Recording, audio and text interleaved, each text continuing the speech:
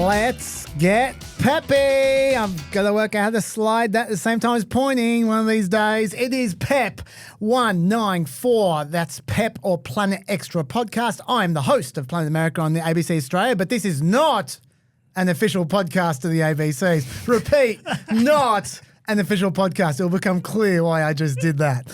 But on PEP, we do cover all the stuff that's too nerdy for TV. If you're listening, you can find us also on Facebook at ABC Planet America and on YouTube at the PEP with Chaz and Dr. Dave channel. And you can also see highlights on the PEP Clips channel on YouTube. You also find timestamps and show notes in our blurbs. And if you leave a comment under our current episode video, we are likely to see it. You can also tweet us on Blue Sky or on Twitter at PEPCHASDRDAVE. If you want to chat to some fellow peppers, you can join our Discord server. It's on the screen right now or in the blurb of the podcast. But if you want to contact me or Lockie the Lackey privately, why not email us? The address is producer@pepthepodcast.com. The address again is producer@pepthepodcast.com. But now let's turn to a man who never raises the stakes on inconsequential views. Never. I'm talking about Dr. Dave Smith. Hello, Dave. Hello, I am Dr. David Smith, and I'm an associate professor at the US Studies Centre at the University of Sydney. And as much as I enjoy working at both of those institutions, I do not speak for either of those institutions. It's remarkable that you've never made a similar disclaimer. But anyway, so just to repeat, I don't speak for either of them. If I suggest that Ultimo is hereby renamed the Gulf of PEP, that is not the official viewpoint of the University of Sydney because, well, they don't want a war with UTS. Dave, I don't need to say I don't speak for the ABC because this is not an official podcast of the ABC. Say that a third time. Dave, what are you grateful for? I am grateful for the novel Convenience Store Woman by Sayaka Murata. I'm going to recommend this. I'm going to put it on the recommendation. Yes. For those who are wondering, the book list is in the blurb. You can see all of Dave's recommendations. Yes. So it is a Japanese novel published in English by Granta, who is one of my favourite publishers. It's short. You can knock it over in a couple of hours in a single sitting. And don't be put off by the blurbs that are like, this is delightfully quirky. It is quirky, but I think that kind of downplays that even though it's very funny, it's actually got some very serious things to say about what it means to live in society or even what it means to be a member of humanity. This book really made me think. And I could not recommend it more highly. Are you glad that you're a person now that you know what it means to be a person? After reading that book, I don't know if I am a person. Okay. Sounds like it's... That's the kind of book it is. Sounds like it's dumped you into a crisis. No, not at all. No? Okay. No, this book can elevate you out of any crisis. Okay. All right. Well, I'm glad you're grateful for that. I want to tell you a little story. For my grateful, I'm going to go the scenic route for my grateful. Does this get a tangent treehouse? Yeah, why not? Okay. Okay, I got a call this week, a little phone call. I like phone calls. This phone call I didn't like. It was from Media Watch. It was from Linton Besser, actually, the host, who, by the way, seems like a decent guy. He was asking me about something that will shock all the listeners of this podcast. He'd noticed that in the past, we had used the Radio National studio for this podcast. He noticed that, very sharp. He also noticed that we promoted this podcast every week on Planet America, also very sharp. He also noticed that for the last 4 months, we've been selling merchandise on this pod. Can you see a problem? Lockie, how much did we make last week? Last week, we actually made $156.95. That's Lockie in the lockbox. That was a positive week. We actually the week before that we made $0. Okay. Well, to be fair, we were on holiday the week before, so let's not misrepresent. $156.95. It's a massive conflict of interest, I think you'll agree. That, by the way, is going 100% to subsidising Lockie's wage. The rest is coming in my pocket because I'm not such a scumbag that I would only pay Lockie $156.95 per week. Now, to be clear, Linton knows that we have left literally tens of thousands of dollars on the table for this podcast in ads that we didn't take, Patrons that we haven't pursued, because this pod is very loosely connected to a show on the ABC. At least it was. He knows I haven't been profiteering. He knows that I've been very transparent and upfront about exactly how this pod works. The fact that all you people, if you are not new, would not have been surprised by anything I have said so far. We're very upfront about it. He knows it isn't some massive scandal, but Linton is of the view that regardless, you simply shouldn't be promoting a podcast on the ABC that sells T-shirts for a private entity. You just shouldn't do it. Full stop. Even for $156.95. And to be honest, my take on that is that that's a perfectly reasonable point of view. I think that's extremely reasonable. And the ABC agrees. There is a bit of grey zone on this podcast, if we're being honest. And the bigger the podcast gets, and like everyone listens to it, literally the entire planet listens to this podcast, the bigger it gets, as we become a universe-wide podcast, the less trivial that grey zone becomes. So we have decided, and I say we, I mean me and the ABC, that this podcast is going to stop being half pregnant. In the next week or two, the ABC is finally going to decide if this podcast is going to be part of the ABC or is it going to be commercial. There will be a final decision, one way or another. If it's part of the ABC, we're going to integrate it more into the TV show Planet America, that this is not an official podcast of at this point in time. But if it's not part of the ABC, I will stop mentioning the podcast on TV. I'll make the Facebook page explicitly private. It will become Chaz Planet America rather than ABC Planet America. I'll start actually monetizing this bloody podcast so Lockie isn't making $156.95 plus whatever's in my pocket for his wage. So keep a lookout for a As Seen on Media Watch t-shirts. Well, not yet you won't, but maybe in the next few weeks. We'll let you know as soon as we know. I did think that you wearing this shirt on ABC News was a bit obvious. That might have been the clue. For those who are listening, Lockie's photoshopped up a Buy My Merch t-shirt for me on the ABC set. Now, why am I telling you all this?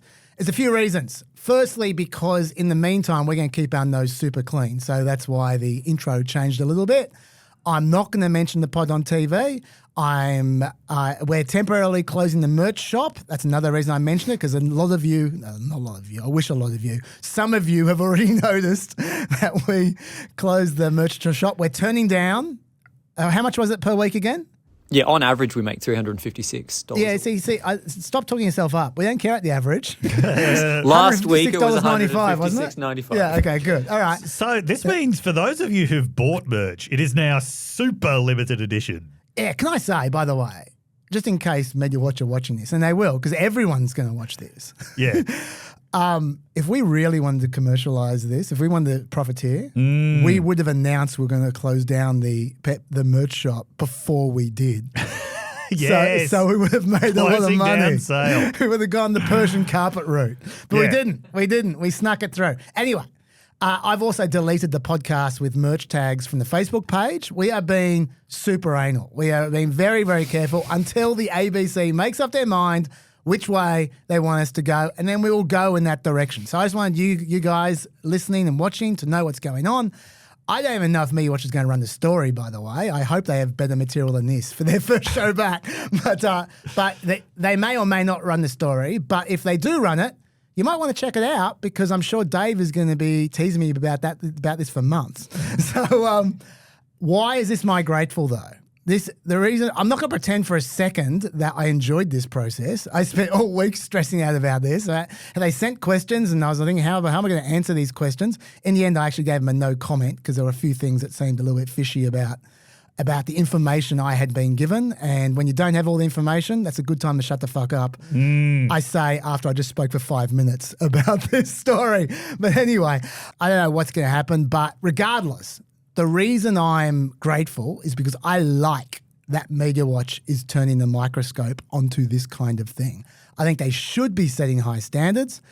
Yes, it's a minor story, but that's how ethics should be. It should be finicky. It should be hair-splitting, because that's how you stop standards slipping to Trumpian levels where everyone's cynical and anything goes. And so I like them blowing the whistle wherever it should be blown, even tiny little sort of Monopoly-sized whistles. It's It's the broken windows theory of public broadcasting, okay? So I am grateful for the media, for MediaWatch for being the good guys in this, and I don't mean the white goods chain. I can't stop being commercial, but I'm grateful that they're holding people on the ABC to account properly without fear or favour, even though they give me the shits. So good on them. First comments, Dave? No, I don't have anything to add. Okay, I'm surprised. All right, let's move on.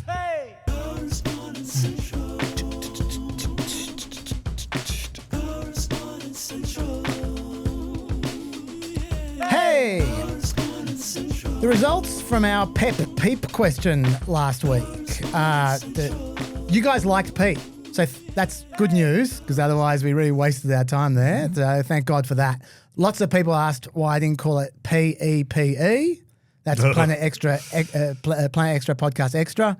First, I wanted to leave the option open to one day call it PEEP with like a Planet Extra podcast, because that would be great. But also, you know why I didn't call it Peppy? Yeah. Let's leave that shit for Elon Musk. Let's have some Leonard Peltier correspondence. We talked about the pardon that the Native American activist and convicted murderer Leonard Peltier received from Joe Biden last week.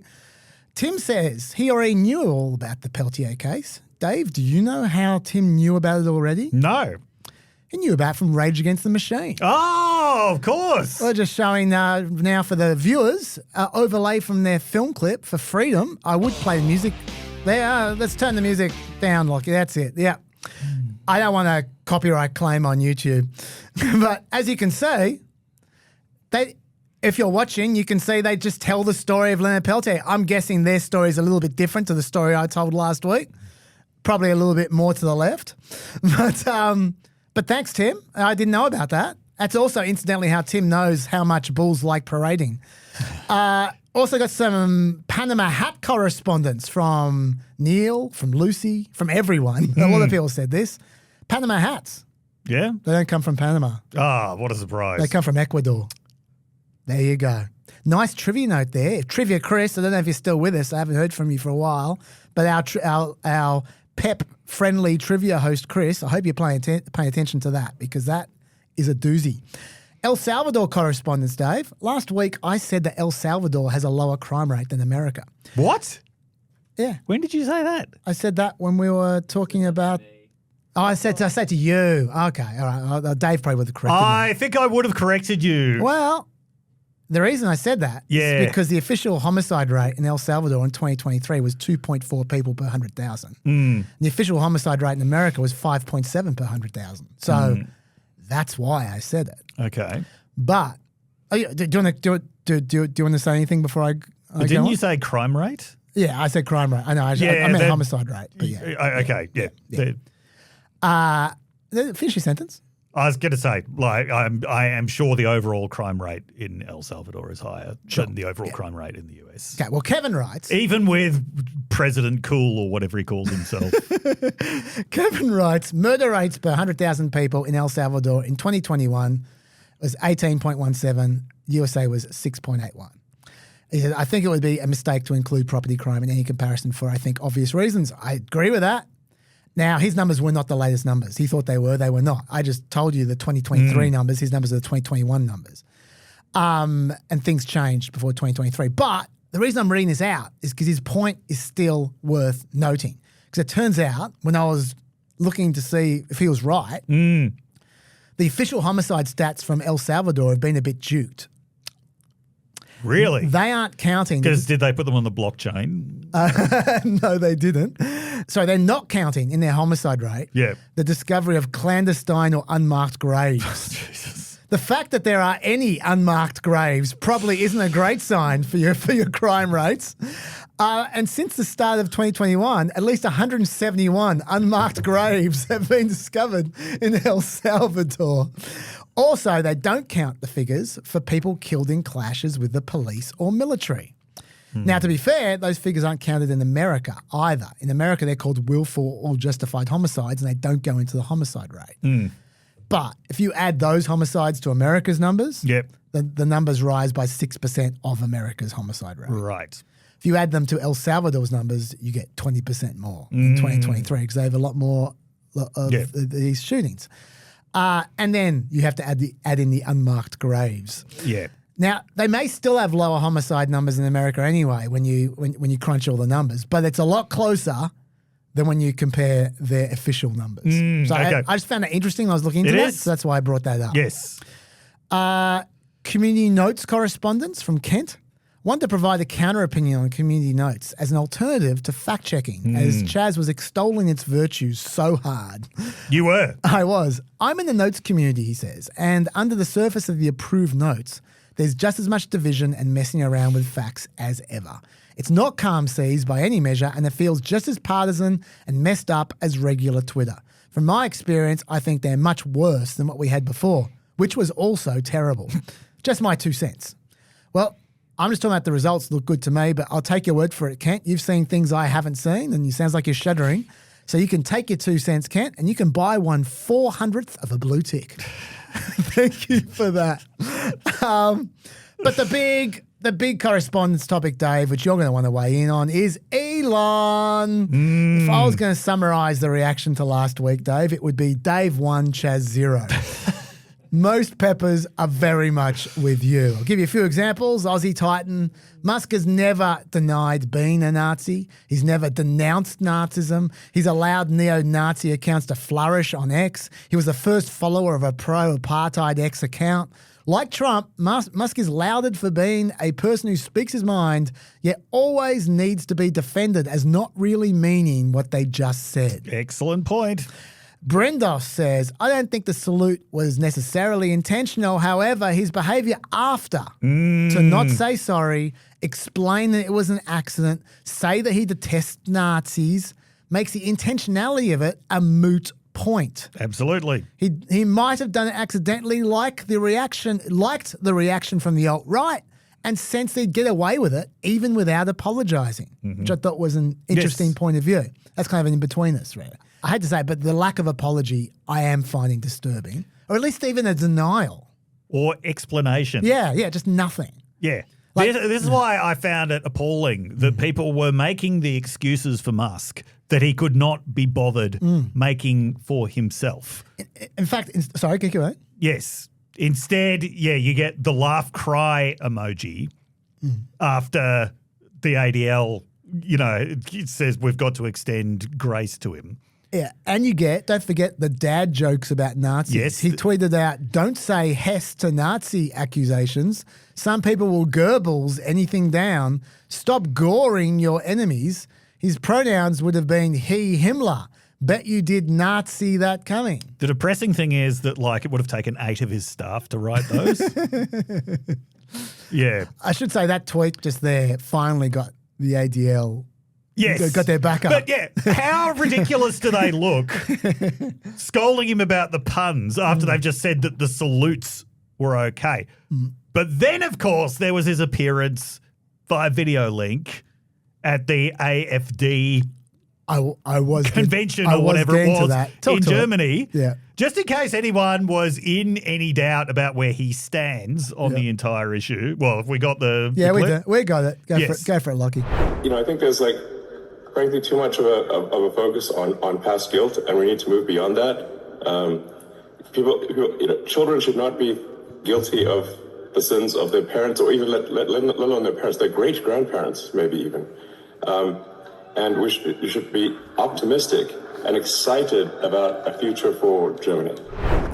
Now, what could he be talking about there, Dave? That children's parents or grandparents or great-grandparents might feel guilty about in Germany. I'll give you a clue. It was 2 days before the 80th anniversary of the liberation of Auschwitz. It was 2 days before Holocaust Remembrance Day. Yeah. Well, it sounded to me, I don't want to put words in his mouth, but it sounded very much to me like he was saying Germans should stop being so down memory-like, so insistent on remembering the Holocaust. They should be moving on and being optimistic about the future. And that's an interesting line to take, 2 days after a Nazi salute controversy. Yes.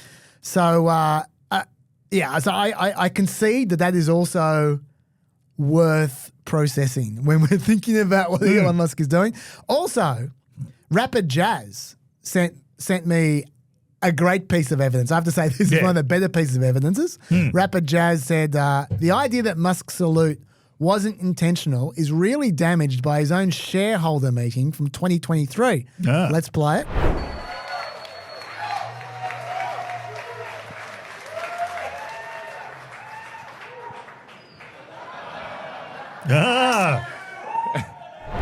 Rapid Jazz continues. It's impromptu. It's him pausing, unsure what to do, and then giving an actual "my heart goes out to you" gesture before expressing an awkward love for shareholders. That is a strong piece of evidence. Rapid Jazz, I'm very impressed. First of all, that is a deep cut.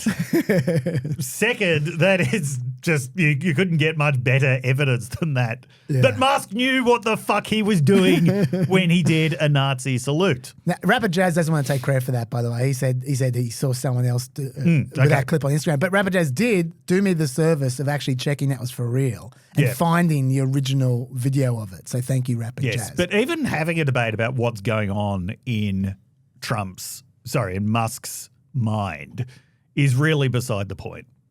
Like, racism isn't what's in your heart. It's what comes out of your mouth or what comes from your fists or, the gestures that you make. What matters is not what you think you're doing. It's the effect that it has on other people. Yeah. And I think it's very clear what effect this could have on other people. I agree with that. Yeah. I agree with that. And look, just to be clear, I'm not actually conceding about the actual debate we're having last week about the salute. I am acknowledging a hell of a lot of evidence against my position. But, I have to be honest. I have to acknowledge that evidence. At the end of the day, it's almost, and I know how silly I sound saying this, but I'm just being honest.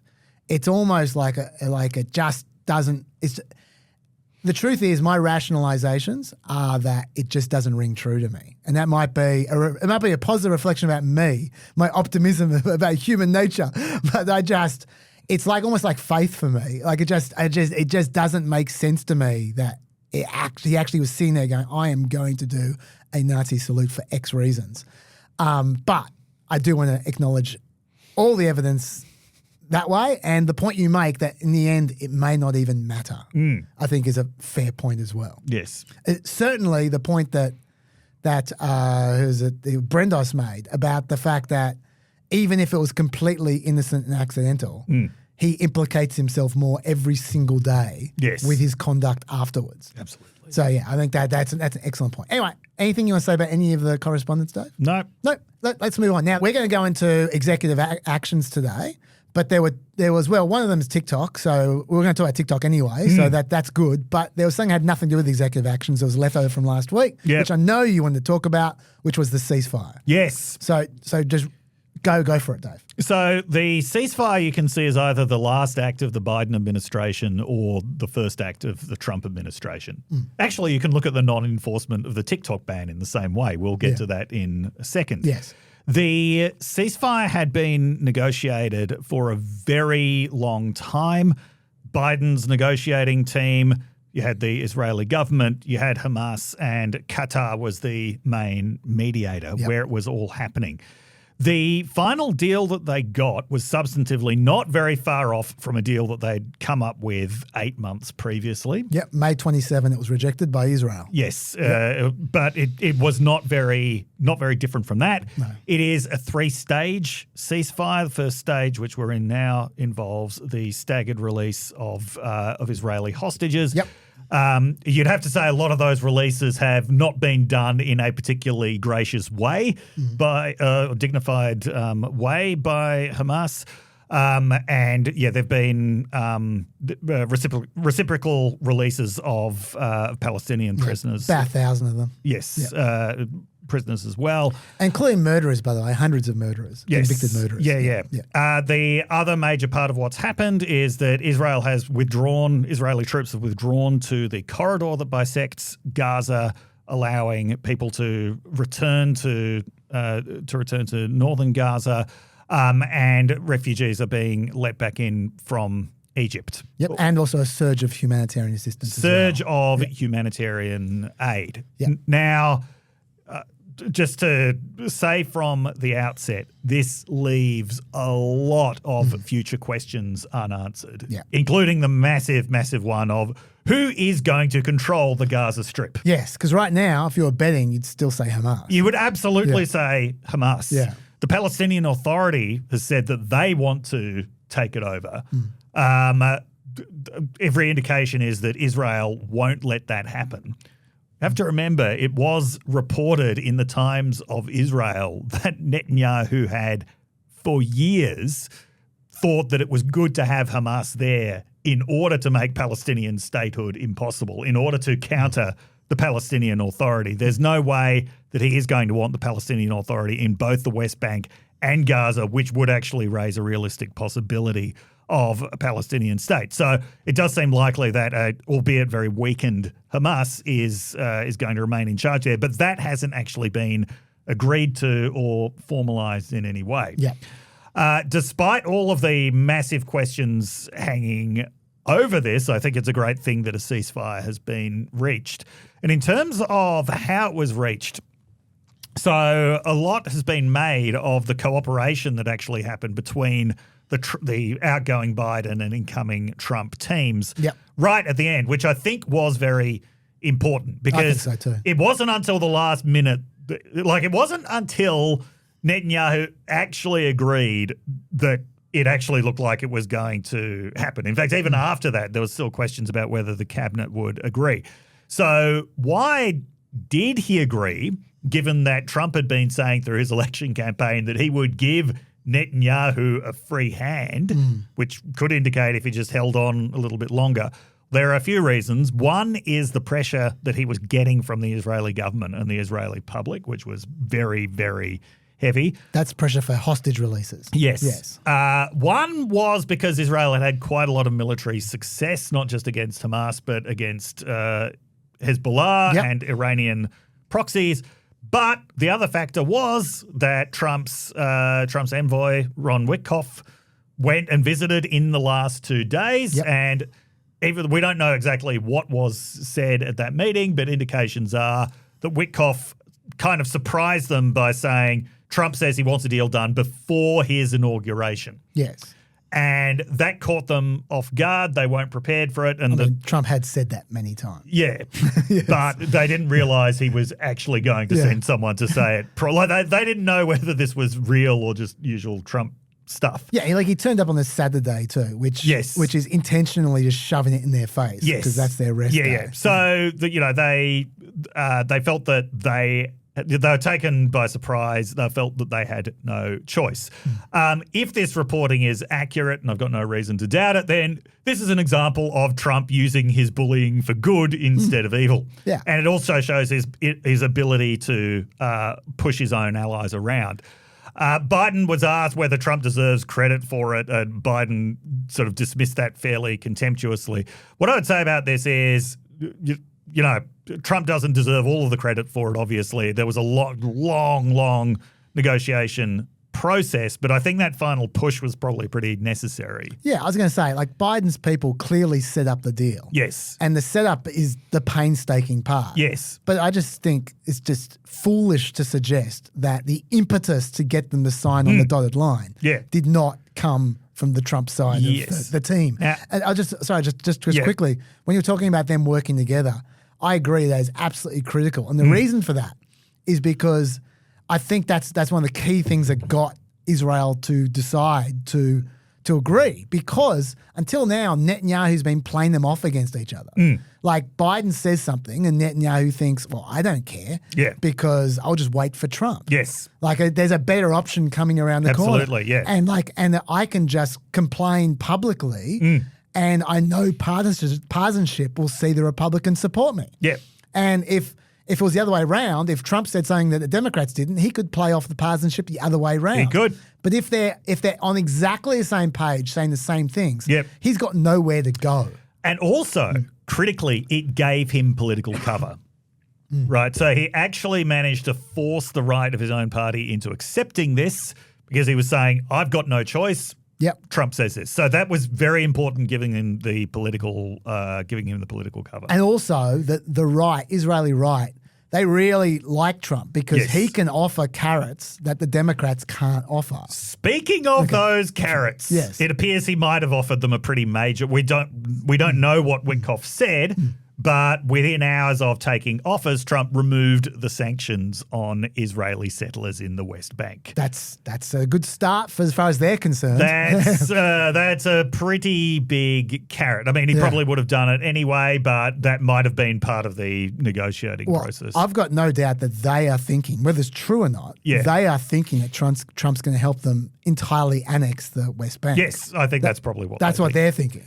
Yeah. And so I've that's also obviously much better than what they've got. Got to now. say, Trump has not covered himself in glory on this issue since then, saying that the whole of Gaza is a demolition site and that Palestinians just shouldn't come back. Instead, all of the other Arab countries should just take all of the Palestinians into their own countries. And that's carrot number 2, like to create another Nakba, essentially.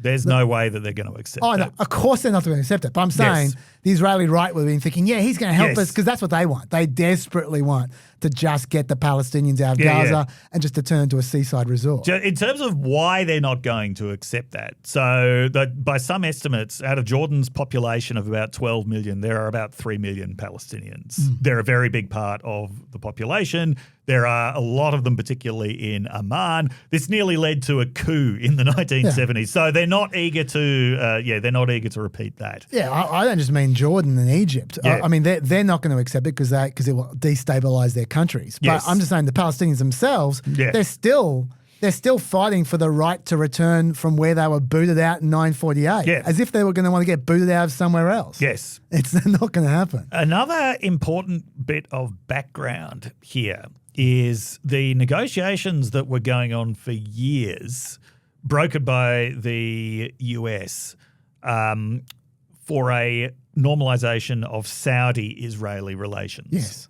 So when Trump or Jared Kushner put together the Abraham Accords, when you look at it, it's fairly trivial. Like who got on board with this? It was Morocco, Bahrain, and the UAE. Yeah. 3 countries who had never been at war with Israel, signing a peace deal with Israel. That was never really the point. The point was the dream was getting Saudi Arabia on board. And for a long time, it looked like MBS was unprincipled and amoral enough to make that happen in exchange for some, pretty major American security guarantees. So that after a, bit of a blip with Biden saying he wanted to make Saudi Arabia a pariah, he quickly forgot about that. He did. He was fist bumping. Yes, yeah. So those negotiations were going again in 2023. Yeah. There are indications they were actually getting pretty close, but then October 7th happened. Now, in the previous negotiations that had been taking place, there had always been said Saudi Arabia would force Israel to make some kind of concessions on the Palestinian issue, but it was never clear what they were. Those were never specified. After October 7th, as that conflict dragged on, Saudi Arabia started explicitly saying the condition is a 2-state solution. The condition is Palestinian statehood. And certainly the US is really eager to restart those talks because really without Saudi Arabia, the Abraham Accords is still a bit of a joke. Trump has said he wants to be remembered as the great deal maker, great peacemaker. This would be something a lot more serious. But we're now at a point where Saudi Arabia probably can't back down from those conditions of creating Palestinian statehood, which certainly the current Israeli government would never, ever agree to. And I don't know if a new centrist coalition would agree to it either. So we're still facing a major impasse. There was an article by Martin Indyk, who was the former US ambassador to Israel during the Oslo Accords, in Foreign Affairs in February last year, saying this war actually made the 2-state solution possible again after 20 years of people writing it off as impossible and dead. But it still wasn't a particularly optimistic argument. He was saying this war shows that it's possible because every other potential solution is impossible. Yeah. Right? What Trump's been hinting at, which is basically push the Palestinians out altogether, not going to happen. The Hamas solution, push the Israelis out, not going to happen. As we stressed before, there are 8 million people on both sides. Nobody's going anywhere, or at least not that many people are going anywhere. What has often been, floated as the binational state solution, not going to happen because Jews would be a minority in Israel. No Israeli government's ever going to agree to that. That leaves the two-state solution as the only thing that is even remotely possible. Yeah.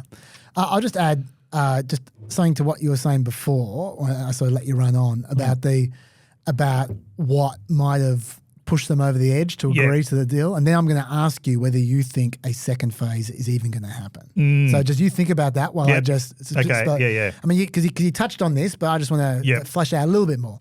I kind of split this up into, okay, let's look at this from Israel's point of view and let's look at this from the Hamas's point of view about why they would agree to a ceasefire now as opposed to 6 months earlier, say. Okay, since then, you talked about the military victories. It's not just the military victories themselves. Israel has killed a lot more Palestinians in that time. Yes. And I'm not being glib when I say that. No. That is actually a thing that they would care about because one of the things they're trying to do is re-establish deterrence. And so for them to think, okay, we have now signaled in a huge way that this must never happen again. I think that would help from Israel's point of view. Going, okay, we've made our point at this point in time. As you said, they wiped out Hezbollah with a bunch of James Bond gadgets. The people aren't going to be forgetting that anytime soon. Syria is out of the picture, not because of Israel, but it helps. Yes. The fact that Syria is out of the picture means Iran can no longer resupply Hezbollah through the land because that was their land bridge, right? Yeah. And that was part of Iran's arc. You've got Israel's attacked Iran for the first time in ages, a few times now. Iran is looking helpless and hopeless. Yep. Iran also has a new president who, for Iran, is a relative peacenik.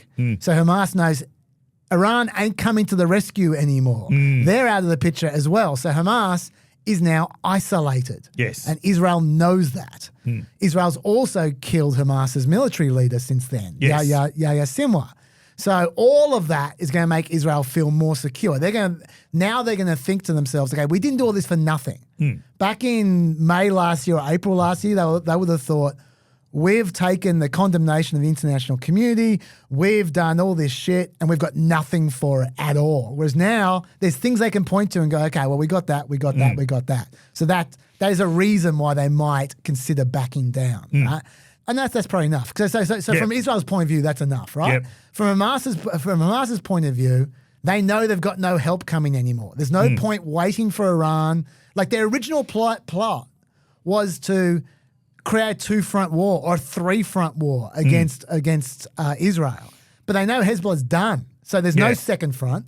They know Iran isn't coming anytime soon. They know that they're not even going to get resupplied by Iran. So what's the point of waiting another 2 weeks, another 2 months? It will be no different for them. Yeah. There is no prospect of it getting better. So that's a reason for Hamas to deal. Also, they've got Israel's undivided attention now. Yes. Israel isn't worried about, because this whole time Israel's been fighting with, I wouldn't say one arm behind their back, but at least one finger behind their back because they've been fighting against Hezbollah at the same time, right? Yeah. But now all guns are trained on Hamas and they know that. Yeah.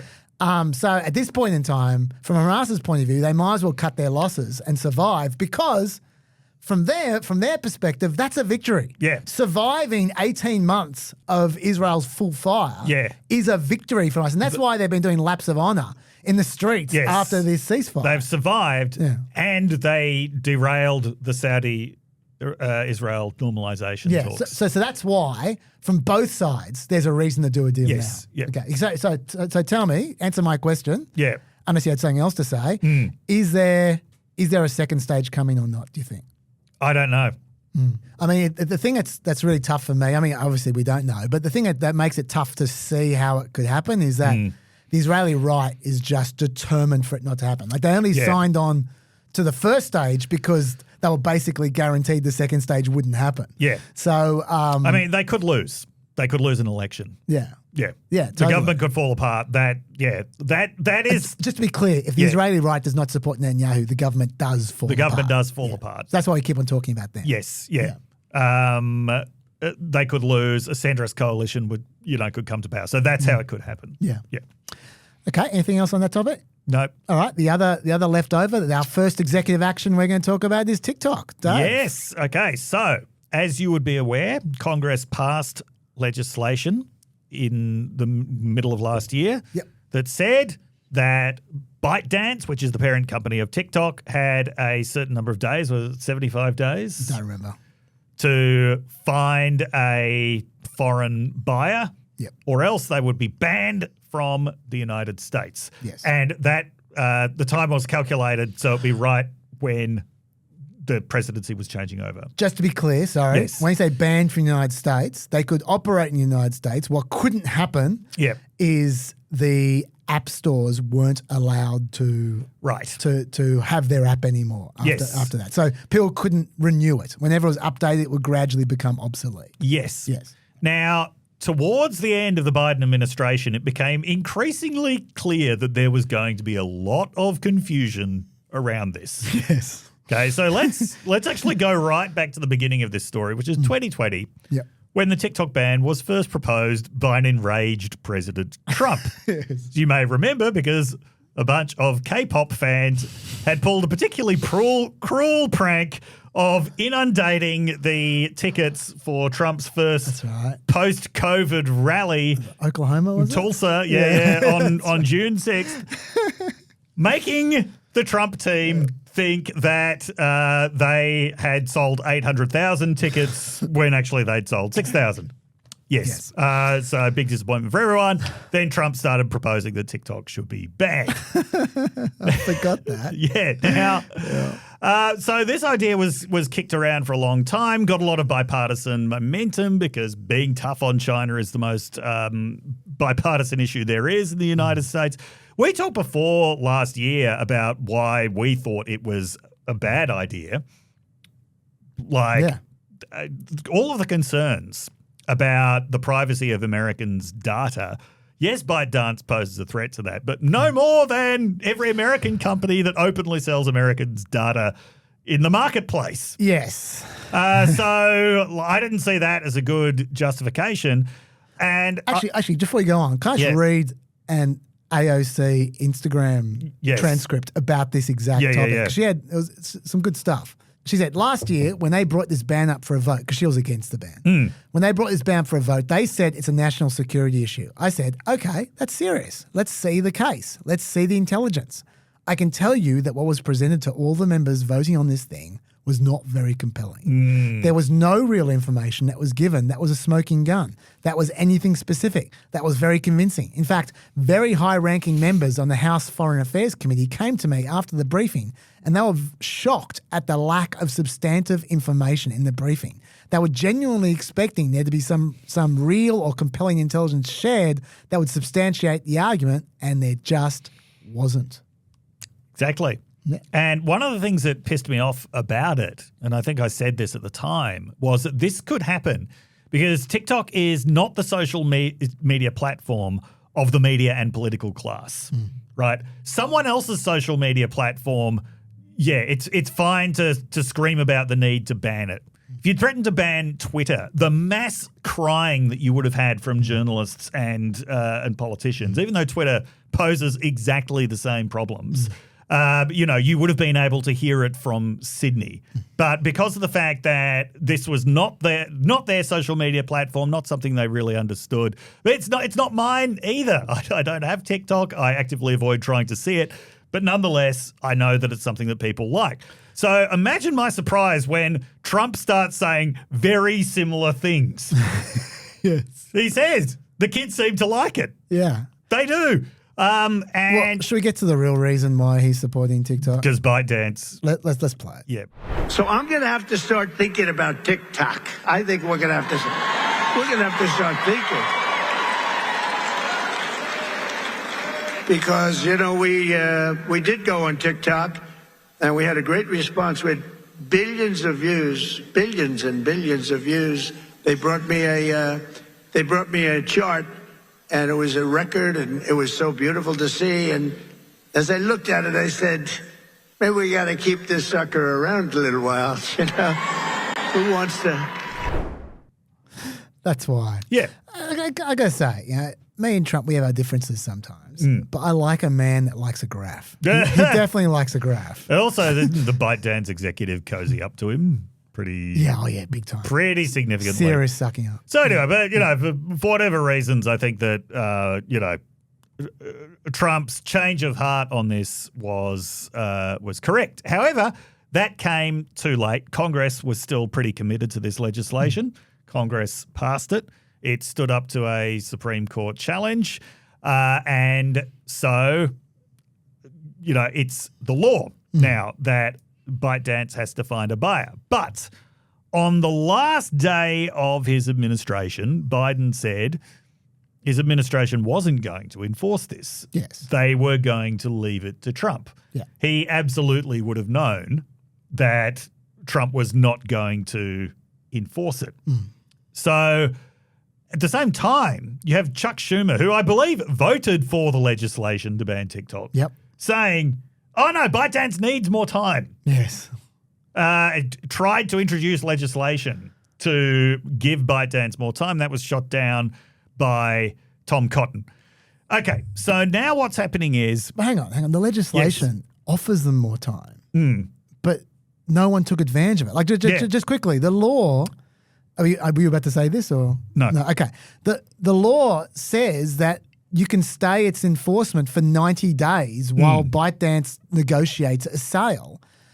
All that has to happen is Trump has to certify the Congress that A path to executing a qualified divestiture has been identified with respect to such an application. B, evidence of significant progress towards executing such qualified divestiture has been produced with respect to such application. And C, there are in place the relevant binding legal agreements to enable execution of such qualified divestiture during the period of such extension. Now, leaving aside the fact that Trump could easily just lie, because that's what he does, and then he'd get 90 days, it has to be said that ByteDance were making no efforts whatsoever to take advantage of that 90 days. Because they're not planning to sell. Yeah, and remember, this is actually a point that the people who are against TikTok make all the time. Yeah. That ByteDance seem to prefer to go out of business than to sell. And they go, well, that's the proof that the Chinese government is using this for nefarious purposes, because they're telling ByteDance to not take billions of dollars and to go out of business instead. Even though they sold Grindr a few years back easily, no problems. No one cared about selling Grindr because that was originally a Chinese app. Yeah. So that's the point that they make. But anyway, go on. Yeah. So TikTok actually initially took itself out. They did. Yeah. They didn't have to. Like I said, it was just about the App Store. Yes. They could have just kept running. They took themselves out. And there was this brief, very interesting cultural moment that lasted a couple of days where more than 1 million Americans calling themselves TikTok refugees went to Xiaohongshu, a Chinese social media platform known in the West as Red Note, but Xiaohongshu literally translates as Little Red Book. Anyway, so when these Americans arrived on Xiaohongshu, they found all of these very friendly, they were greeted by all these very friendly Chinese netizens. These Chinese netizens told them, well, the price of being here is that you have to give us cat photos. That's the cat tax. So there's all these exchanges of cats and all these Americans asking like, wow, why are American cats so thin and pointy and the Chinese cats are so round? So all of these interesting cross-cultural exchanges. One of the interesting things about Xiaohongshu, though, is it's the only Chinese social media platform that doesn't have a separate platform for foreigners. So it was scrambling to find English language employees who they might have to use to actually censor discourse on Xiaohongshu. But I think that the netizens made it very clear, like, yeah, we don't discuss politics over here. Although they were very happy when asked to tell the Americans about how great China is. Yeah. Anyway, that is a story that is that will be told in more in the fullness of time. But it was a very, very interesting little cultural moment. But then, okay, so back to TikTok. Yeah. 48 hours later, TikTok is back with a notice on the App Store saying, thanks to the efforts of President Trump, like everybody has learned how to play this game. Yeah. Yeah, we're back. Trump's been talking about Microsoft as a potential buyer. Yeah, and what were they called? Oracle? Yeah. So all these various companies that have taken massive hits to their stock prices over the last few days, thanks to DeepSeek. Yeah. We'll get to that, I think, in another week. Yeah. Okay, let's get to the real issue here, though. Trump is just ignoring a law that has been passed by Congress. He is. That completely ignoring is a very bad precedent. He's basically getting no pushback from Congress, no pushback from any part of Congress. And I mean, it's not as bad as usurping Congress's entire budgetary authority, which is getting some pushback. But it's bad. It means in the future, if the US government wants to punish a company for some reason, probably for a more legitimate reason than this, then the president can just choose to ignore it if the company has bought its way into the president's favor. Trump is just ignoring so many laws. The Inspector General's one, the Foreign Inspector General's is the same thing, just ignoring a law. And you just go, well, what are you going to do about it? I'm the one who's got the DOJ. Yeah, that one also at least got some pushback from Congress. This has just had none. But I mean, looking at the behavior of everybody involved, looking at Chuck Schumer trying to buy more time, looking at Biden saying, I'm not going to bother enforcing this. Was anybody serious about this shit in the first place? Did anybody actually think that this was a threat to national security? Let me read you some quotes. Yes. I want to read you a quote from Mike McCaul, who is the guy who sponsored the bill. Yeah. We have a law that I got passed. The Supreme Court upheld it. He's using his executive powers to delay enforcement pending a negotiated resolution to the matter. So if he can facilitate a deal where the intent of the statute's carried out, and that is a divestment of ByteDance to an American company, then I think we achieve the result we want. So he's cool with that. That guy ate his own spine for Thanksgiving. Senator Kevin Cramer, I think it's within the spirit of the law. If anyone wants to litigate against it, they can. And we'll see what the courts will do. But I do think it's within the spirit of the law. It is within the spirit of the law in that it was a bullshit law that no one actually believed in. Yeah. We should also say, I mean, I did introduce this by saying there's an exec order about this as well. Like Trump has written an exec order as an alternative to a piece of legislation. And just in case there's any doubt, legislation trumps executive orders. Yes. Okay, so there's no doubt about that. The executive orders, I'll read the nut graph. I'm instructing the Attorney General not to take any action to enforce the Act for a period of 75 days from today to allow my administration an opportunity to determine the appropriate course forward in an orderly way that protects national security while avoiding an abrupt shutdown of a communications platform used by millions of Americans. I further order the Attorney General to issue a letter to each provider stating that there has been no violation of the statute and that there is no liability for any conduct that occurred during the above specified period, as well as for any conduct from the effective date of the Act until the issuance of this executive order. Now, look, to be clear, the president can choose not to enforce a bill. That happens all the time. Barack Obama famously did that with DACA. Yep. Right, the kids who were the illegal immigrants who were brought over when they were 3 years or 4 years old, then grew up as American citizens, essentially. But you can't just declare there is no violation of the statute. Yes, like there's still a violation, and future presidents can prosecute that violation because there's a 5-year statute of limitations. Trump cannot just disappear a violation. He can just choose not to prosecute that violation. So by him not enforcing the law, that's not breaking the law. Him writing an executive order that explicitly contradicts the law, Yes. that's breaking the law. That is indeed breaking the law. Yeah. Yeah. It's but Trump has essentially placed himself above Congress in an authoritarian, extra legal manner. And Yes. they have said, yes, please, Yes. give me more. Yep. Yeah. And, maybe that's a consequence of just passing bullshit laws that no one actually believes in the first place. But even those bullshit laws, if they're laws, you should hold the president to them, which Congress is just not doing. So, I knew that none of this would end well, but I didn't quite know how badly it was going to end. It's actually slightly worse. It's slightly worse even than this. Okay. Because think about the situation that TikTok is now in. They are in a position where they are operating illegally. Yes. And they know it. They've got lawyers telling them they're operating illegally, right? And they know that they are beholden to Trump's whims. Mm-hmm. If they displease him, he can prosecute them. Yes. He has the ability and he has the legal justification. It would be hard for Trump to turn around and just say, just kidding, and just getting them, because then they would argue in court that they were pleading, that they were relying on his promises.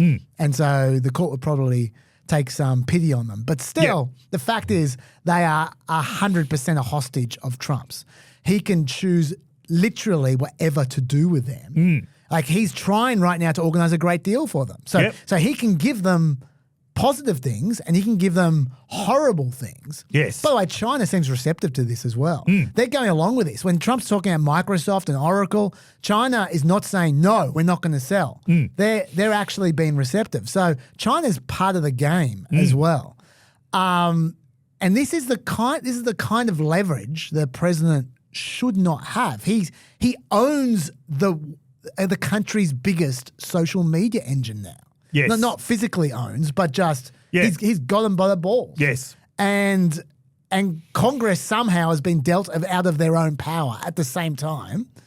It's Trump's got a PR machine now. He's got his entire engine that's a PR machine, who, by the way, have shown the reason this bill exists is they've shown an ability and an inclination to mess with the messages, the posts on their engine. Yeah. So he's got a corrupt PR machine at his disposal now. Yes, he does. And he's arrogated authority the Constitution does not give him. I hate this. This is terrible. It is awful. This is the worst possible scenario.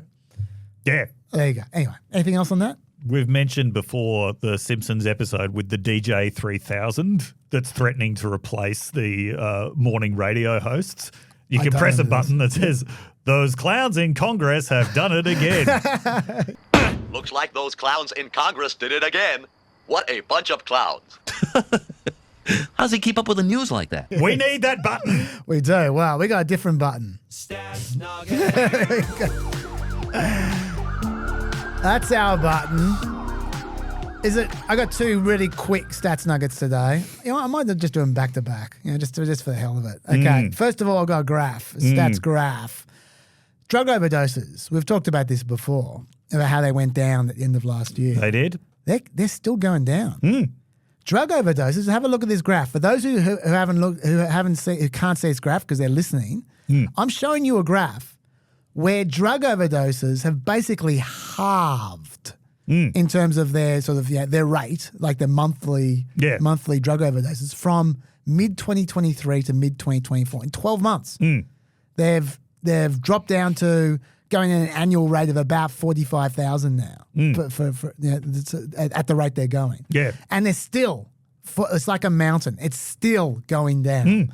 So I don't know what's going on, but there was such a turn at about November last year. Yeah, and it's just flying down. So that's just a random stats good. nugget. Yes, yeah. Now this one's for trivia, Chris. You have to guess this one though, Dave. Okay. It's a guessing game for you. Canada. Yes. What percentage of the world's lakes do you think are in Canada? Oh.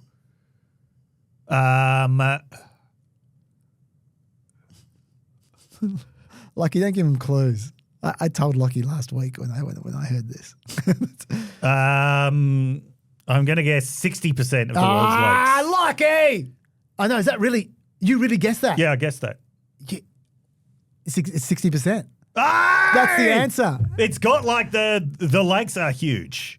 Yeah. I mean, not just the Great Lakes. Yeah. There are a lot of lakes in. Well, 60% of the world. And when you look at Lockie maps, can't believe this. He's just looking dumbfounded. when you look at maps of the world's lakes, Yeah. you see a lot in Canada. You don't see a lot. Very few lakes are big enough to make it onto a globe. Yeah. Right. Yeah. But, maybe it's just because I spent so much time as a child staring at a globe. But yeah. I wasn't even talking about the surface area. I was just talking about the number of lakes. When you throw in the fact that they're massive lakes, it's probably even higher. Lockie, if you get a chance, you want to talk? Lockie's got the mic ready in the lockbox. I was just going to say my guess was 5%. Yeah, Lockie, you're a bit off. If you can just take that big brain of yours, Lockie, and apply it to Google for a second to find out what percentage of the world's lake surface area is in Canada. I'd be interested in that one. That can be a supplementary stats nugget. Just jump in whenever you got it, Lockie. Let's keep on going with executive actions then. There are a lot to get through. This is going to go well into PEEP, I suspect. Yes.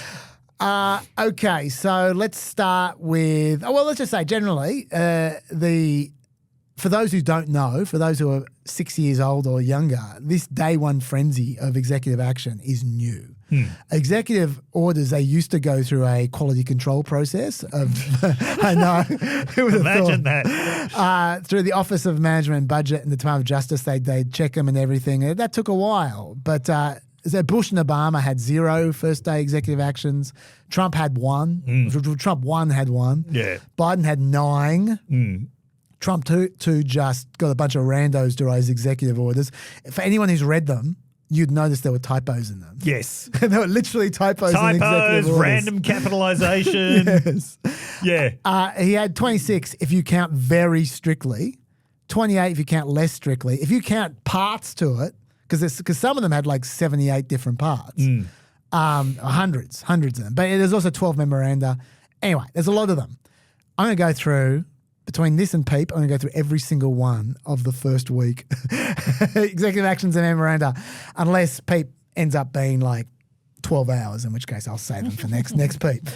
Dave, let's start with immigration, and let's start with the big one, which everyone's talking about, birthright citizenship. Yes. Okay, I'll start you, then you pick it up from Okay, there, okay? yes, yep. What is birthright citizenship? It's from the 14th Amendment, which reads, all persons born or naturalized in the United States and subject to the jurisdiction thereof are citizens of the United States. This is generally thought to mean that all people born in America who are subject to America's laws, that's what the subject to jurisdiction thereof means, are automatically citizens. If you're born in America, you are automatically a citizen, with a couple of very narrow exceptions being children of ambassadors. Yes. Because ambassadors have immunity from American laws, so they're not subject to the jurisdiction of America.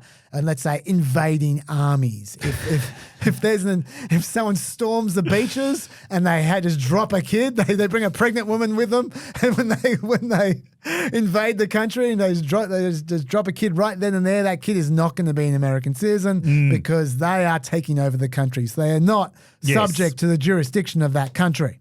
And Trump's executive order says, no, that is not the case. What you believe the 14th Amendment says, it does not say. In fact, the 14th, think of this as the Men in Black of executive orders. What you thought you saw, you did not see. The title held by me, MIB, means what you think you saw, you did not see. The fact that the 14th Amendment doesn't apply to the, very topical references, doesn't apply to the children of illegal immigrants because they're not, according to Trump, subject to the jurisdiction of America. It doesn't just stop the children of illegal immigrants from automatically becoming American citizens either. It reads, the privilege of United States citizenship does not automatically extend to persons born in the United States. 1, when that person's mother was unlawfully present in the United States and the father was not a United States citizen or lawful permanent resident at the time of said person's birth. Okay, so that's illegal immigrants. 2, when that person's mother's presence in the United States at that time of said person's birth was lawful but temporary. And they give examples, such as, but not limited to, visiting the United States under the auspices of the Visa Waiver Program or visiting on a student, work, or tourist visa. And the father was not a United States citizen or lawful permanent resident at the time of said person's birth. So that means even the children of lawful students or tourists or temporary workers, and those workers might be there for 5 or 10 years, if they don't have a permanent resident visa, their children will not become citizens. That's new. No one has ever suggested that before. And that would affect millions of people. Importantly, it's not retrospective. This order does not cover anyone who has not been born yet. It only covers children born from February 19 this year onwards. However, if Trump could convince the Supreme Court that this legal bullshit, spoiler, truly is the case and the children of illegal immigrants are not citizens, then the court, I would have thought, would be obligated to extend that eventually to the people who've already been born, I would have thought. Well, because if the thing is, no, that's not what the 14th Amendment says. Yeah. Then it's not what the what the 14th Amendment has ever said. Exactly. The 14th Amendment didn't change this year, so you got to go back. And it's not a very popular executive order. Only 31% of respondents approve of ending birthright citizenship to 64% against. Dave, take it away. So this is complete bullshit. I cannot emphasize this enough. And Trump has been saying, oh, well, this was done at a time to let the children of slaves be citizens, and that was very noble, but that's not made for a time when there are millions of people pouring into the United States. Of course, some of the biggest waves of mass migration to the United States with no controls whatsoever came in the decades immediately following the Civil War. That's correct. i.e. after this. Yeah. There's way more mass migration than is happening now. But okay, we don't go to Trump for history lessons. His lawyers came up with a case from 1884 where some incredibly racist judges said that Native Americans weren't entitled to citizenship because Native Americans weren't subject to the jurisdiction of the United States. Are you all right?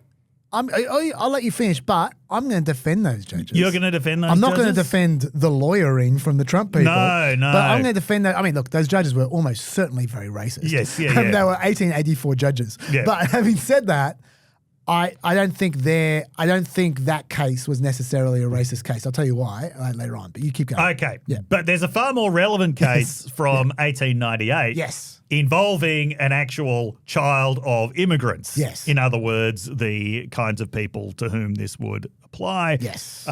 This was the Wong case. Yeah, Wong Kim Ark. Yes. Some very racist legislation had been passed excluding Chinese from citizenship or property ownership. And that was racist. That was very racist. Yes. And he successfully went to the Supreme Court to say, because of the 14th Amendment, because he's born in the United States, that makes him a citizen. And even then, even with the level of nativism that was just prevalent in American life at that point, with states and Congress passing anti-Chinese legislation left, right, and center, even under those circumstances, the Supreme Court, which wouldn't have been particularly woke at the time, agreed, yep, this is what the 14th Amendment says. If you're born here, then you are subject to the jurisdiction of the United States. Therefore, you are a citizen. Yes. Now what sorry, I shouldn't interrupt. You keep going. Yes. So that is the case that is actually relevant to this. Yes, this is the bedrock of precedent around this. There have been political proposals against birthright citizenship before. I think that Ron Paul would try to introduce them every year into Congress. But the point of that was he actually wanted a constitutional process to dismantle birthright citizenship. That's what it would take, constitutional change, which is obviously not going to happen. These kinds of claims, as you say, about birthright citizenship have never been made before, at least not by anyone who's a member of the bar. Yeah. And I mean, I think this goes to show, it goes to illustrate what was being talked about a lot last year, that the Trump team was looking for lawyers who'd be prepared to push fringe theories. looking for lawyers who wouldn't care about the career consequences of putting their names to this kinds of shit. Yeah. Yeah. Yeah. Well, okay. Let me tell you about this guys of shit. Yes. Dave correctly explained the Wong Kim Ark case. Now, you Yes. might go, well, hang on, they can't just ignore a case. What are they saying about the case? And the answer is they're saying it doesn't count. Why doesn't it count? They're saying because Kim's parents were legal residents. They weren't illegal immigrants. They weren't citizens, but they were legal immigrants. They were officially there. They weren't hiding in the shadows. They'd been there for like 20 years, and they paid taxes, and they were just legit people who weren't citizens. By the way, it's very much worth pointing out that because of the state of immigration law at that time, there was no distinction between legal and illegal immigrants. That's literally what I was about to point out. Yes. This is complete bullshit. Yeah. Yes. The reason the Supreme Court didn't address that is because that distinction didn't even exist. Exactly. Yes. They are talking crap. Now let's get to what they do is they point to the Native American case, which you described before. Yes. Yeah. Elk versus Wilkins in 1884. Let me tell you why. In my view, from knowing what it was about, and nothing more. Yeah. I didn't talk to the lawyers. that the case itself wasn't necessarily racist. What the case was saying, it was once again on the key issue of subject to the jurisdiction, interpreting that clause. This case basically, what Trump's lawyers said was in Elk, the court held that because members of Indian tribes owe immediate allegiance to their tribes, not to the country, they are not subject to the jurisdiction of the United States and not constitutionally entitled to citizenship, is what the court said. The court said they don't pay taxes, they don't answer to the laws of the country, they live on reservations in their own tribes, and they have tribal law and tribal councils, and that is what their allegiance is to, not to the greater America. So it's like they're in a separate country. That's what that case was about. You can already see what the problem is here. Yes. And that is that that maybe that's the case. Maybe that's accurate.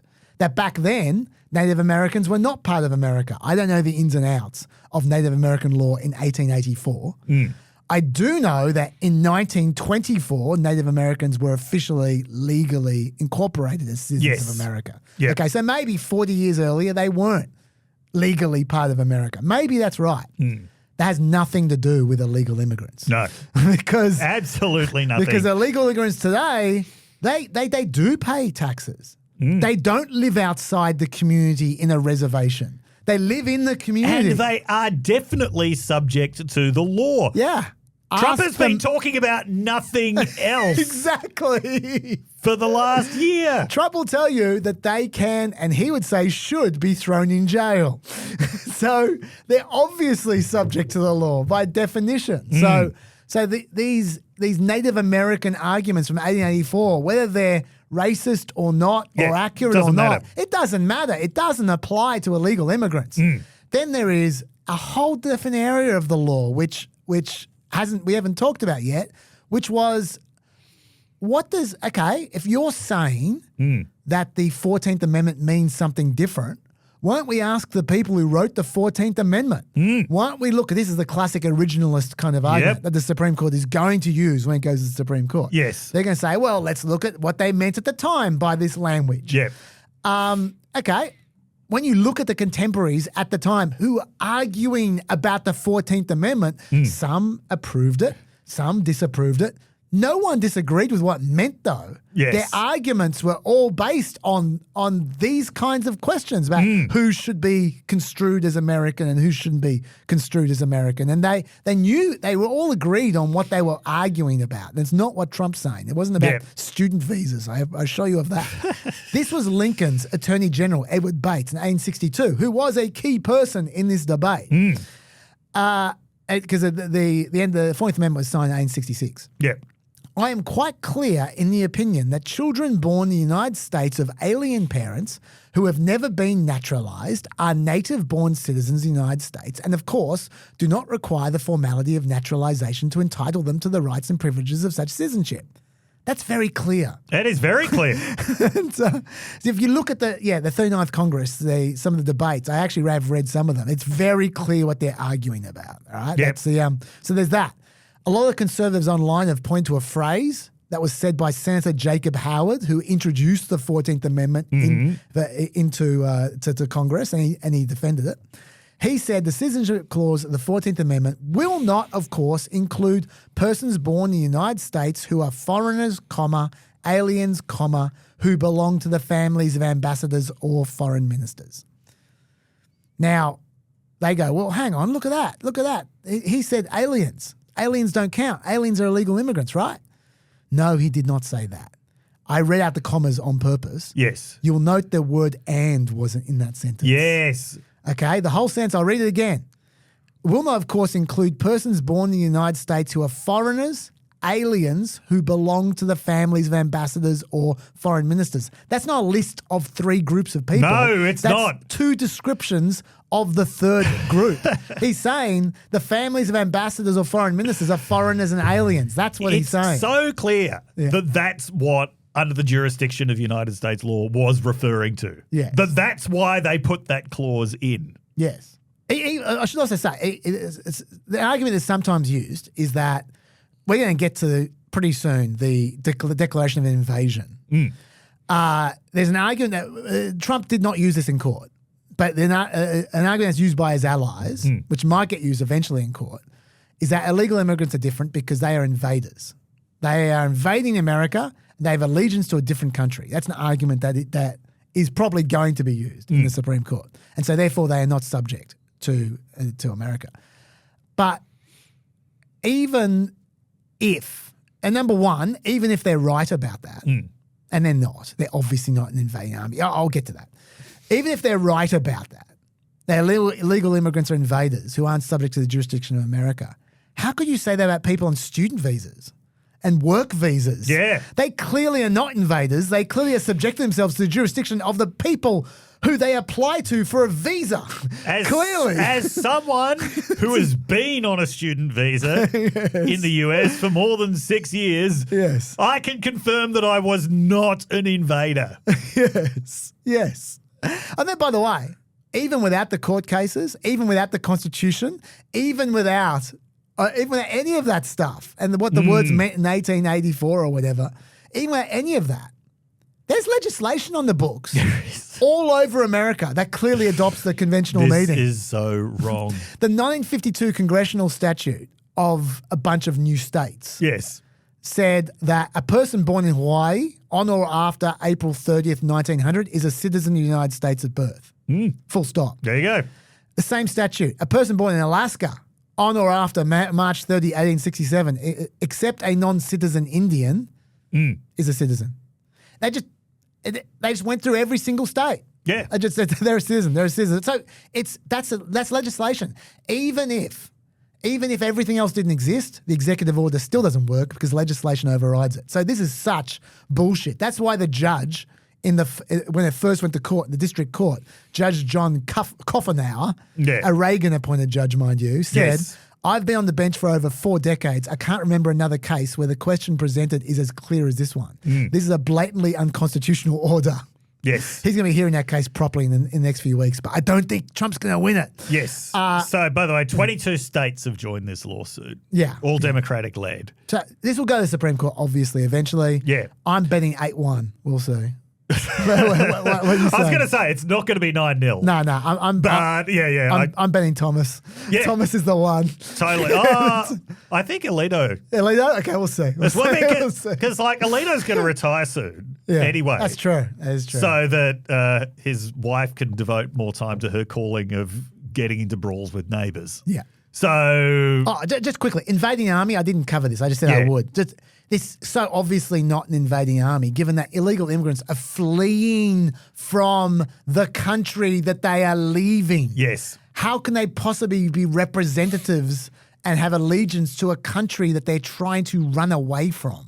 It makes no sense. Makes no sense. And I've even do you have more to say about this? No. I even talk about the moral issues of a child born in America through no fault of their own, who knows no other country, who is American in every way, potentially being booted out of America to I don't know where because they're stateless individuals. Yeah. Like, how is that justifiable? Like, that's the moral issue. And then there's a practical issue about the fact that it destroys social cohesion because having an army of millions of people who belong to no state at all, that's a recipe for social tensions like in Europe where this happens, like in Paris. Yeah. Right? That's where you create a permanent underclass. I don't see how that's a good thing. I genuinely think that's one of the reasons America is so much more successful at integrating migrants than Europe. Birthright citizenship. Birthright citizenship. I agree. It forces everyone, even the parents, to have more skin in the game. Yes. Everyone's got more skin in the game. America also, there's another practical reason, desperately needs more children. There are about 300,000 children born annually to an illegal alien mother in America. That's about 8% of the births. Why would you want to remove 8% of the children from a country which doesn't have enough children? Also, it's not just illegal immigrants who want to have kids in America. High-skill immigrants want to have kids in America as well. Part of the theory behind this executive order is the rules attracting illegal immigrants because they want their kids to be born in America. But at the same time, America is desperately competing against China, against Australia, against Canada for the elite, the high-skilled immigrants of the world. And a lot of them come to America so they can have kids. Yeah, and I mean, it's this sort of conservative meme that you see a lot where any program, any law, anything is bad if it's open to abuse, right? Yep. Where the idea of it being open to abuse, so there are going to be some people who are going to exploit this, that just makes the whole thing bad and useless and pointless. Even Ezra Klein was giving some sort of credence to this, like, oh, the fact that birth tourism exists, doesn't that show that there's potential problem with birthright citizenship? No, it does not. Like, everything is open to abuse. If you allow people to drive cars, some people are going to speed. Yeah. Right. There's plenty of very beneficial things that exist that are open to abuse, and we accept the fact that they are open to abuse. Yeah, you just got to decide when you add up all the pros and cons, is it worth it? Yeah. And I think it's worth it. Yeah. I haven't even gotten into the biggest one, the biggest practical issue. How does anyone prove their citizenship if you just flick, that is true. If you just flick to this new system, right? Yes. A birth certificate is not enough. It doesn't matter if you're born in America. Yeah. You need to prove your parents' citizenship. Yeah. Okay, so you would need to establish some serious database. Yeah. Some seriously costly, potentially invasive database. Yeah. Or citizens are going to slip through the cracks. I've got a correspondence about this. There we go. Hey. This is from Rebecca, who made the point obliquely that a lot of you are wondering about, what about Australia? Because Australia doesn't have full birthright citizenship. No. She said, just thought I'd point out that citizenship laws in Australia changed on 20th of August 1986. I was born in Australia to British parents on 6th of September 1986, so a couple of weeks later. When I went to get a passport in my 20s, I had to provide proof of permanent residency for one of my parents at the time of my birth. The proof ended up being an entry stamp in my dad's passport from the late 70s. Christ. The stamp was barely legible, but apparently showed permanent residency status. A faint stamp in an expired document over 40 years old. There was no permanent record anywhere of my status as an Australian citizen, even though I'd been in Australia since I was born, completed school, and been admitted to uni as a local student. I look and sound like a typical white Australian. Apparently, there was no official record of my parents' immigration status. So that's the can of worms they would be opening. Thank you for that, Australia Act. So on that note, let me answer the question about Australia before you even ask it. What do I think about Australia? I just talked about the law. I talked about practicalities. Yep. I talked about the economy. I didn't use the word race once. You used the word race about 1884 lawyers. Yes. But I didn't talk about the birthright citizenship as racist because there are a lot of countries with that not having birthright citizenship is racist. There are a lot of countries that don't have birthright citizenship. They're not necessarily racist, right? I don't think you need to bring race into this at all. There are plenty of, like, Australia is one of those countries. I mean, look, some might argue that Bob Hawke, who's the one who brought it in, wasn't super racially enloaded, given some of his illegal immigrant issues, some of his asylum seeker issues at the time as well. But whatever. I'm not having to go at Bob Hawke.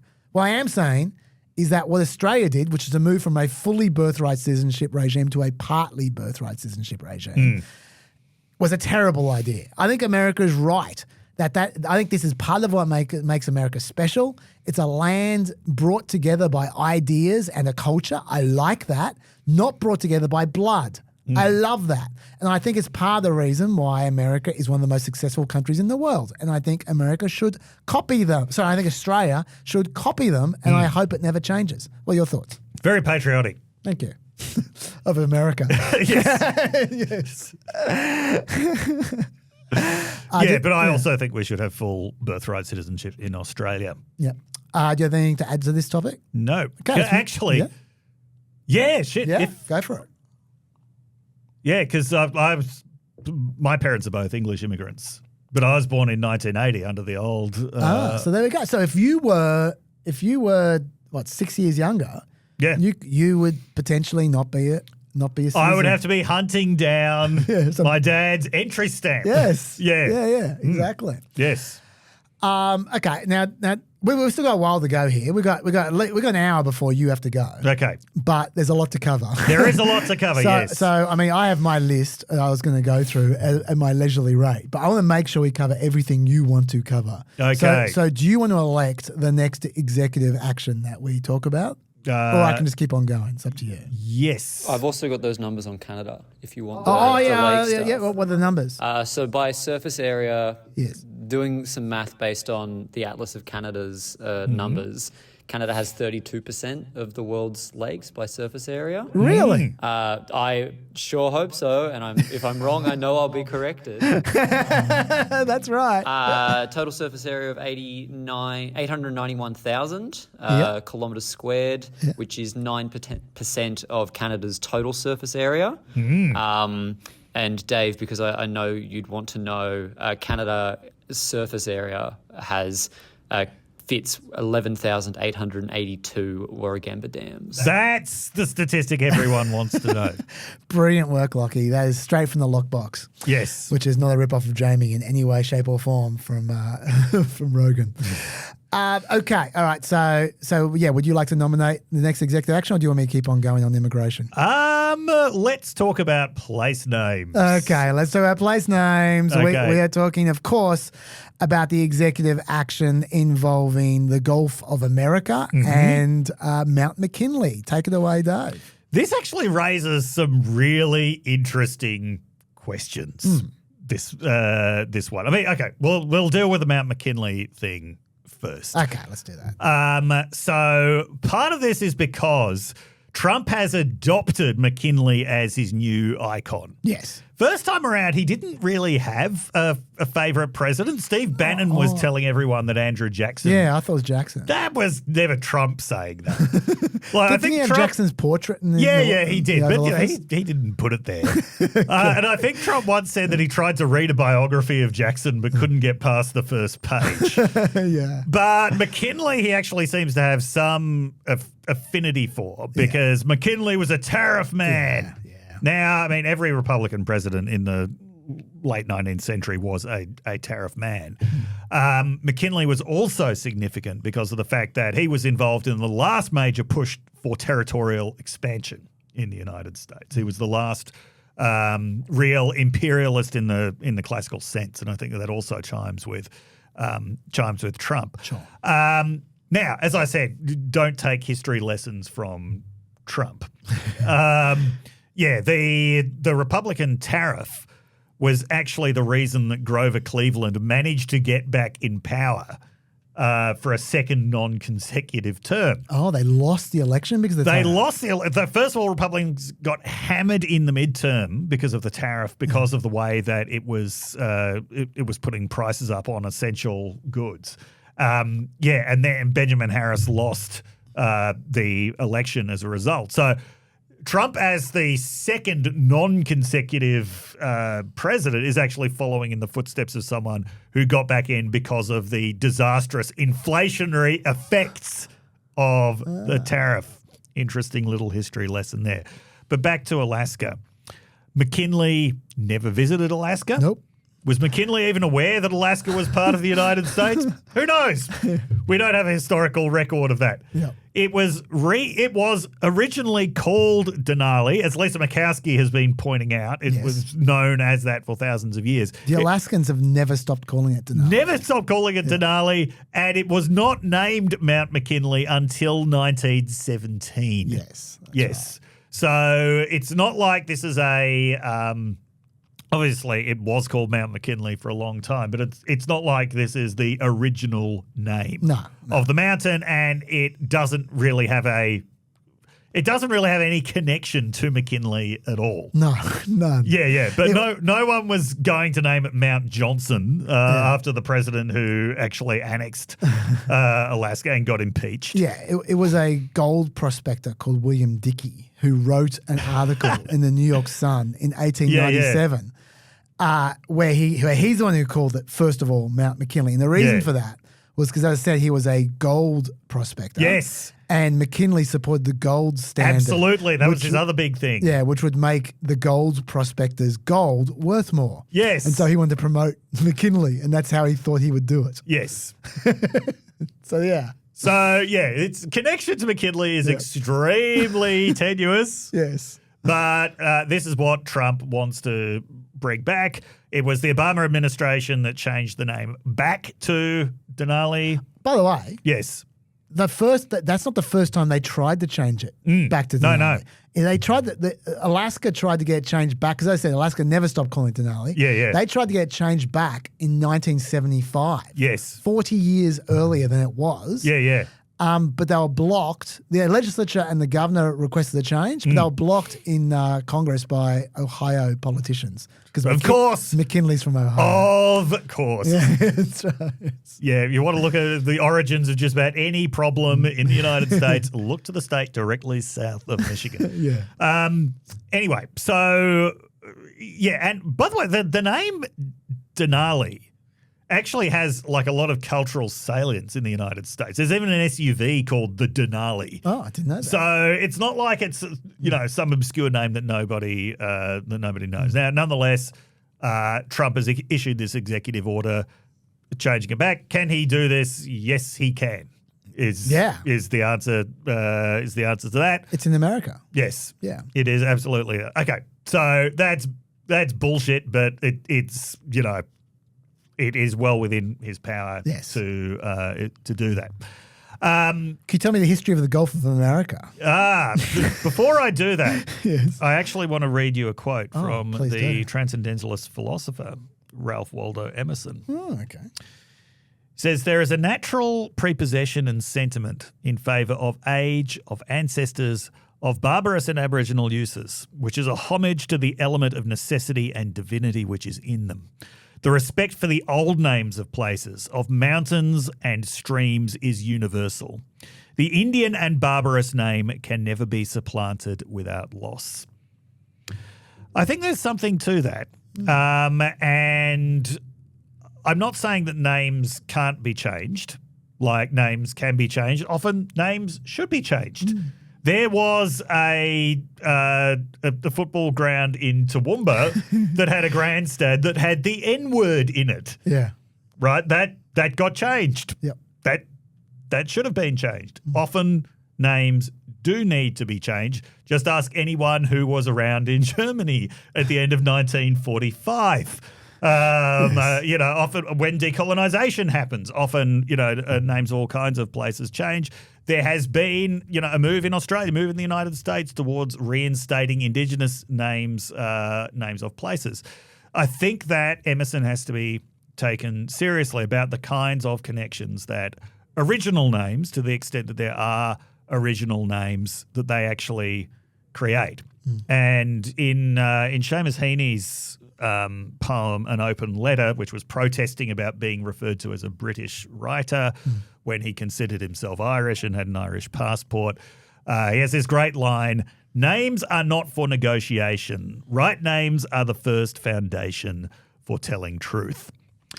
I could not agree more. That's why they should never have changed the name of 1300 Smiles Stadium, the best named stadium in the world. I'm going to call that stadium 1300 Smiles Stadium till I drop. Yes. I'm the Trump of that stadium. Yes. There was... Yes. Okay, so this brings us to the Gulf of America. Yes. What's this history? Wait, when was it first called Gulf of America, Dave? Well, according to Claudia Scheinbaum, it was first called Gulf of Mexico in 1607. Yeah, that's my understanding as well. That's going back quite a long way. Now, sure, that's not what the original indigenous people called it. Yeah. Not what the original inhabitants called it, but if you're looking for European names of places, like that one has been around for a long time. Yes. And in fact, in the press conference where she was showing this map, she also showed that North America was referred to as Mexican America at the time. But like maybe that's what we should be calling the United States. No, but what I love most about this is that calling it the Gulf of America is bizarrely accurate. Because America refers to something bigger than the United States of America. Yeah. America refers to two land masses. Well, I mean, really, it was one landmass, linked up by Panama. Yeah. But America refers to that whole thing. Actually, calling it the Gulf of America, it is weirdly accurate. So why are you assuming Trump didn't do that on purpose? Because Trump refers to the United States of America as America, hence make America great again. I know. Now, I'm not saying the name should be changed to Gulf of America. I'm just saying he has inadvertently hit on what would actually be a pretty accurate name for it. Because when you look at this whole American land mass, that's a very big Gulf in it. Gulf of America would be a good name. But it's been called the Gulf of Mexico for hundreds and hundreds of years.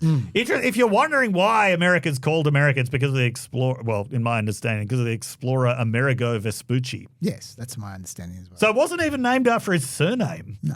Well, America, I think, is better than Vespucci-Land. Vespucci. I think they made a good call in hindsight. Planet Vespucci-Land. Yes. The question is, can Trump change the name? Well, this one's a lot hazier because he's talking about a body of water, which once you get 12 miles beyond the US coast is not actually part of the United States. That's correct. There are, it turns out, no international laws about this. No, there is a body that's vaguely meant to be doing this kind of stuff. Really? Yeah. The International Hydrographic Organization is usually the people that get deferred to with this kind of stuff. It's not like it's some law they have to be, but that's the one that customarily people defer to. But having said that, they're not weighing in this at all because they're tired. They've been refereeing Japan and Korea bickering about the Sea of Japan versus the East Sea for the last 50 years. And don't forget the Persian Gulf or the Arabian Gulf. That's right. Depending on it is not unusual at all for countries to have disputes over what shared bodies of water should be called. Yeah, they want no trouble, these guys. Yeah. In fact, they're talking about numbering bodies of water. They're so sick of this shit. I believe Gulf of America in their book, I believe, is called number 26. But yes, anyway, go on. Yeah. So it's not unusual to have these disputes at all. But this, as far as I'm aware, this is the first time that anyone's even suggested changing the name. Yeah, it's the first time. Yeah. Like, Americans have been very happy to live on a body of water called the Gulf of Mexico. Yeah. Like, all of, this was Jimmy Buffett's whole life was just hanging around the Gulf of Mexico, living it up. Yeah. He didn't mind. Yeah. I mean, I don't know. I don't actually see why it would even be insulting. Like, is the Gulf of Mexico such a glorious place that has to be named after America? Yeah. It's just water. The French don't get upset about the English Channel. No, they don't. As far as I'm aware. Yes, they don't. There was even a French-English effort to build a very fine tunnel under it. Yeah, that's right. Yeah, absolutely. But in America, it's going to be called the Gulf of America in America now. It is going to be called the Gulf of America in America for 4 years. Trump, what was Trump's reasoning behind this? He said he didn't say like we built it, we paid for it, we own it, but it was eerily similar language. He's like, we're the ones who work it. Like it was asserting bizarre levels of moral ownership over a body of water, which is shared, by the way, not just between the US and Mexico, but with a lot of other countries as well, including Cuba. So, it is going to be renamed the Gulf of America in America. In Mexico, it's going to be the Gulf of Mexico, and elsewhere, it will probably be both. Well, this is, Google, the arbiter of this. This is what they've said. Google Maps is going to, for Mexicans, it's going to show Gulf of Mexico. For Americans, it's going to show Gulf of America. For everybody else, it's going to show Gulf of Mexico and Gulf of America. Sure. Yeah. Whatever you reckon, Google. Yes. So congratulations, Trump. You've just made the whole world a little bit stupider. Well, for 4 years. It's going to get changed back. Oh, would you care to guess the first person to officially use the title Gulf of America? Who? In an official correspondence? Who used it? Ron DeSantis. Rocket Ron DeSantis. In Florida, they had a state of emergency the day after this executive order, a state of emergency due to cold weather. Yeah. And it started off with this. You can read it right here if you're watching the podcast. Whereas an area of low pressure moving across the Gulf of America. Then went on. Thanks, Rod. Yeah. So, I can't wait to tell you. He's not going to do it this week. We don't have enough time. But I can't wait to see about what's going on in Florida at the moment. It's really good stuff. Okay. Like the revolution against Ron DeSantis from Republicans who are just sick of his shit is glorious. Looking forward to it. Next week, they're going to toss him in the Gulf of America. They will, for the second mention. Let's talk DEI. So what we've got here is we have the executive order, just finding it here. Okay, so this is the ending DEI program executive order, where the OMB, that's the Office of Management and Budget, were directed to terminate diversity, equity, and inclusion programs in the federal government. And agencies had to report to the OMB director a list of all employees in DEI and environmental justice positions, as well as related committees, programs, activities, services, and budgets. Take it away, Dave. So this is really an attempt to, first of all, completely strip affirmative action out of the federal government. Yes. That is a big deal because the federal government is one of the biggest users of affirmative action in the United States. Yes. That includes in the military, by the way. The affirmative action programs within the federal government, as well as within state and local governments, have been very important in the United States. Very important for minority employment, very important for helping to build minority middle classes. They have been a mainstay of the federal government since the 1960s, right? So this was introduced by Lyndon Johnson. These were kept by Richard Nixon. These were kept by Ronald Reagan. And Trump wants to completely take them away, as well as getting rid of a 1964 law that actually bans discrimination by federal contractors. Yeah. When I have said before, like I said this during the first Trump administration, he is the first president who doesn't even make any nod towards post-civil rights sensibilities. Okay, he is really interested in winding things back to before the civil rights movement. Yes. Yeah, I was just going to say that that executive order you're referring to, the Lyndon Johnson one. Yes, yeah. That's actually ended in a different executive orders this one because the executive orders came in bunches. There were like 3 or 4 bunches. Yes. 3 or 4 to a bunch. And so I'm going to go into much more detail on that. I'm going to legal that up. Yes, yeah. Later on in PEEP by myself. Yes. I don't want to waste Dave's time on that. But yeah, the one thing I will say now, generally speaking, is one thing I discovered when I was looking through it, which I didn't realize, is originally affirmative action did not mean having quotas of black people or women or whatever. It wasn't like that at all. It was just don't discriminate against people. Yes. That's what it was. That's exactly what it meant. So when they say we need to end affirmative action because it's discriminating, it's reverse discrimination, that's just not true. Like they are looking at what affirmative action has been associated with in subsequent decades. Yes. Rather than the actual meaning of affirmative action, which I had no idea about until Trump got rid of it. Federal government was, very important. Now, the whole concept of DEI is incredibly unpopular on the right, and it sounds very new. It sounds like something that was invented by the wokerati in the last few years. But the federal government affirmative action has been around since the civil rights era. Yeah. And this is what is being taken away by this. And this is one of the most significant things that Trump has done, basically killing a program that has been around, killing an approach to government to government employment that has been around for 60 years. And government business with private business. That's the contractors bit. So because you're talking about a lot of businesses now. Let me stress, this is not just about 2020's culture wars. Okay, this is not about ridiculous excesses of diversity.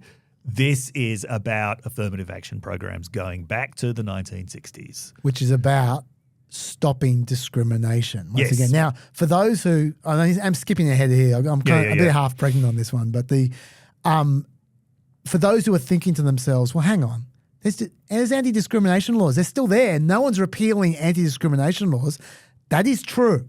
But the key about the 1960s executive actions for affirmative action is they don't say you have to have a certain number of black people, a certain number of women.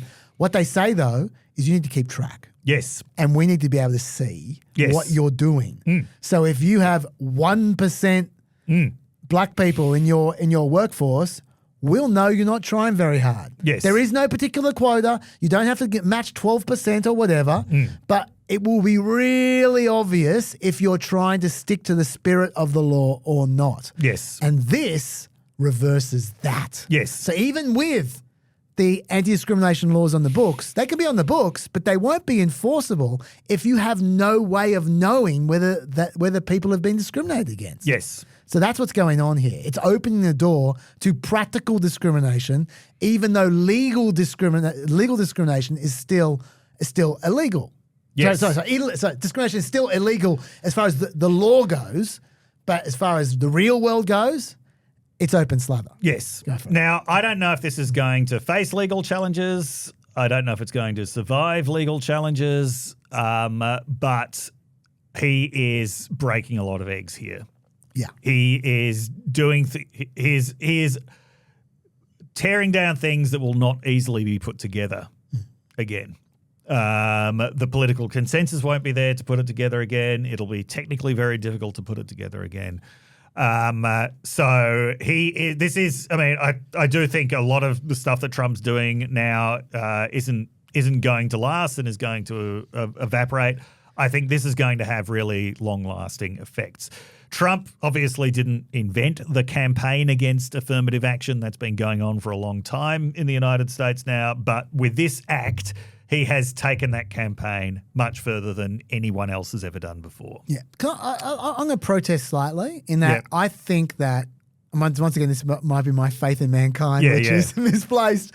But I think that most of America is not champing at the bit to discriminate against people. No. And I think that, I think the last 60 years has rehabilitated a lot of people. Yes, a lot of people have been born into this system and it's part of who they are.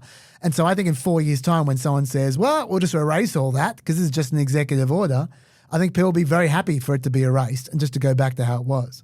So I actually don't think it is going to change America in the long run. But I think in the meantime, it could get a bit ugly. Yeah, I don't. What worries me? What worries me about a lot of this stuff is it's basically it's changing workplace regimes. Yeah. It's changing a lot of rules, procedures. It's abolishing positions. Trump has basically appointed himself HR officer in chief. Yeah, he has. Of the country, and with Musk as second in command. And that sort of damage that he's going to do to workplace culture, workplace rules, workplace personnel, like that, if he follows through with all of this, that I think is where it's going to be difficult to undo that damage. Sure. Yep. There is another – sorry, you're going to keep on going? No, you go. Okay. There is another aspect to this which is it's not race-related or diversity-related, but it's ominous. Yes. And federal employees immediately received emails after this was signed into effect from the Office of Personnel Management, and they're going to become a star over the next couple of weeks. Yeah. And we've got a lot to say about them. And the email reads, "We are aware of efforts by some in government to disguise these programs by using coded or imprecise language. If you're aware of a change in any contract description or personnel position description since November the 5th, 2024, to obscure the connection between the contract and DEIA, that's accessibility is the A, or similar ideologies, please report all facts and circumstances to DEIA-truth@opm.gov within 10 days.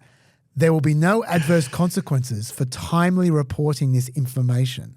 However, failure to report this information within 10 days may result in adverse consequences." My God. Yikes. So we're talking about punishing people who don't snitch in 10 days' time. Incidentally, of course, that snitch email was inundated by trolls. Never change internet. And I should just say, as a little side, before we get into this a little bit more, they're right.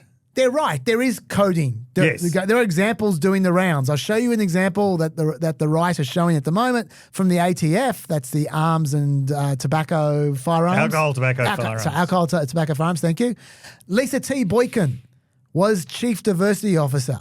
2 days later, she's Senior Executive. Okay, so there are people whose titles are being changed who are they're just hiding the fact they're diversity people. Yes, it's happening. Maybe her role's been changed. Maybe. I doubt it.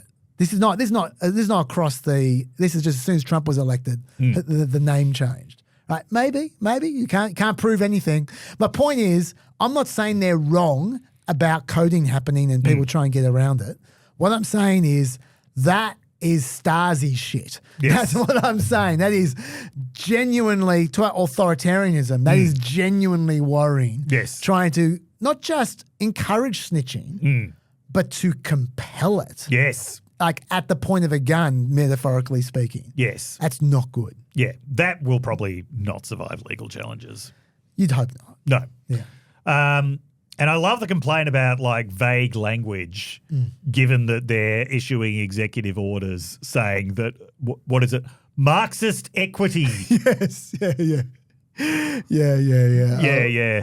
It's the use of federal resources to advance Marxist equity, transgenderism, and Green New Deal social engineering policies is a waste of taxpayer dollars that does not improve the day-to-day lives of those we serve. That is not from the executive order. That's from the OMB order that we're about to talk about. Yes. Yes. Been pointed out, a lot of these people don't seem to have actually run this stuff by lawyers. No. Or at least not the lawyers who deal with this kind of stuff. Okay. Let's talk about that. Well, yeah, I mean, you can just keep on going. Tell us about the OMB order. This was the day after. Yes. Yeah. So the OMB order, which is the one that is really targeted at ideology, this is the one that has led to probably what you call the first major crisis of the Trump administration, which is that what came on top of that was the suspension of the disbursement of all federal grant money Yeah. I'll give you the wording. Yeah. Federal agencies must temporarily pause all activities related to obligation or disbursement of all federal financial assistance and other relevant agency activities that may be implicated by the executive orders. Now, it says may be implicated by the executive orders, but that wasn't how it was interpreted. Yes. Because a whole bunch of shit went down that has nothing to do with the executive orders. Yes. Like Medicaid portals in all 50 states. Yes. Yeah, so go on. Yeah. So we're talking about $3 trillion. That's what they say. Yes. I'm not sure I believe it, but it's a lot of money that Congress has already allocated. Let's be very clear on that. And the Constitution gives Congress the power of the purse. It is the House of Representatives that has the power to do this stuff because it was the view of the Founding Fathers that the House of Representatives was the house that was democratically closest to the people, therefore should control the people's money. Yes. That budgetary power is a very important pillar of the Constitution. Yep. Okay. So this is, the TikTok ban, Congress being all placid about that is one thing. This is an extremely serious encroachment on congressional power. Basically, the president saying, "Well, you've allocated this money, but no, we're not gonna spend it because it doesn't accord with my vision." Yeah, and this is a fight that Trump's been spoiling for. This is part of a larger fight that the right has been spoiling for generally since Nixon. Yeah. Because Nixon was the phrase that the word that Dave has elected to not use, but I'm sure it was coming soon, is the word impounding, right? Which is that's the idea of the president withholding the president as the executor is meant to be the one that spreads around the money that the Congress appropriates. Yes. And the Congress tells him how to do it, and then the president does it. Now, impounding is when the president says, no, I'm just going to hold on to that money. Yes. We're not going to give that to who you said. And Nixon did a bunch of that, and the Congress weren't very impressed with that. And so in that little period where Congress just improved America a lot after Watergate, one of the things they passed was something called the Impoundment Control Act, 1974.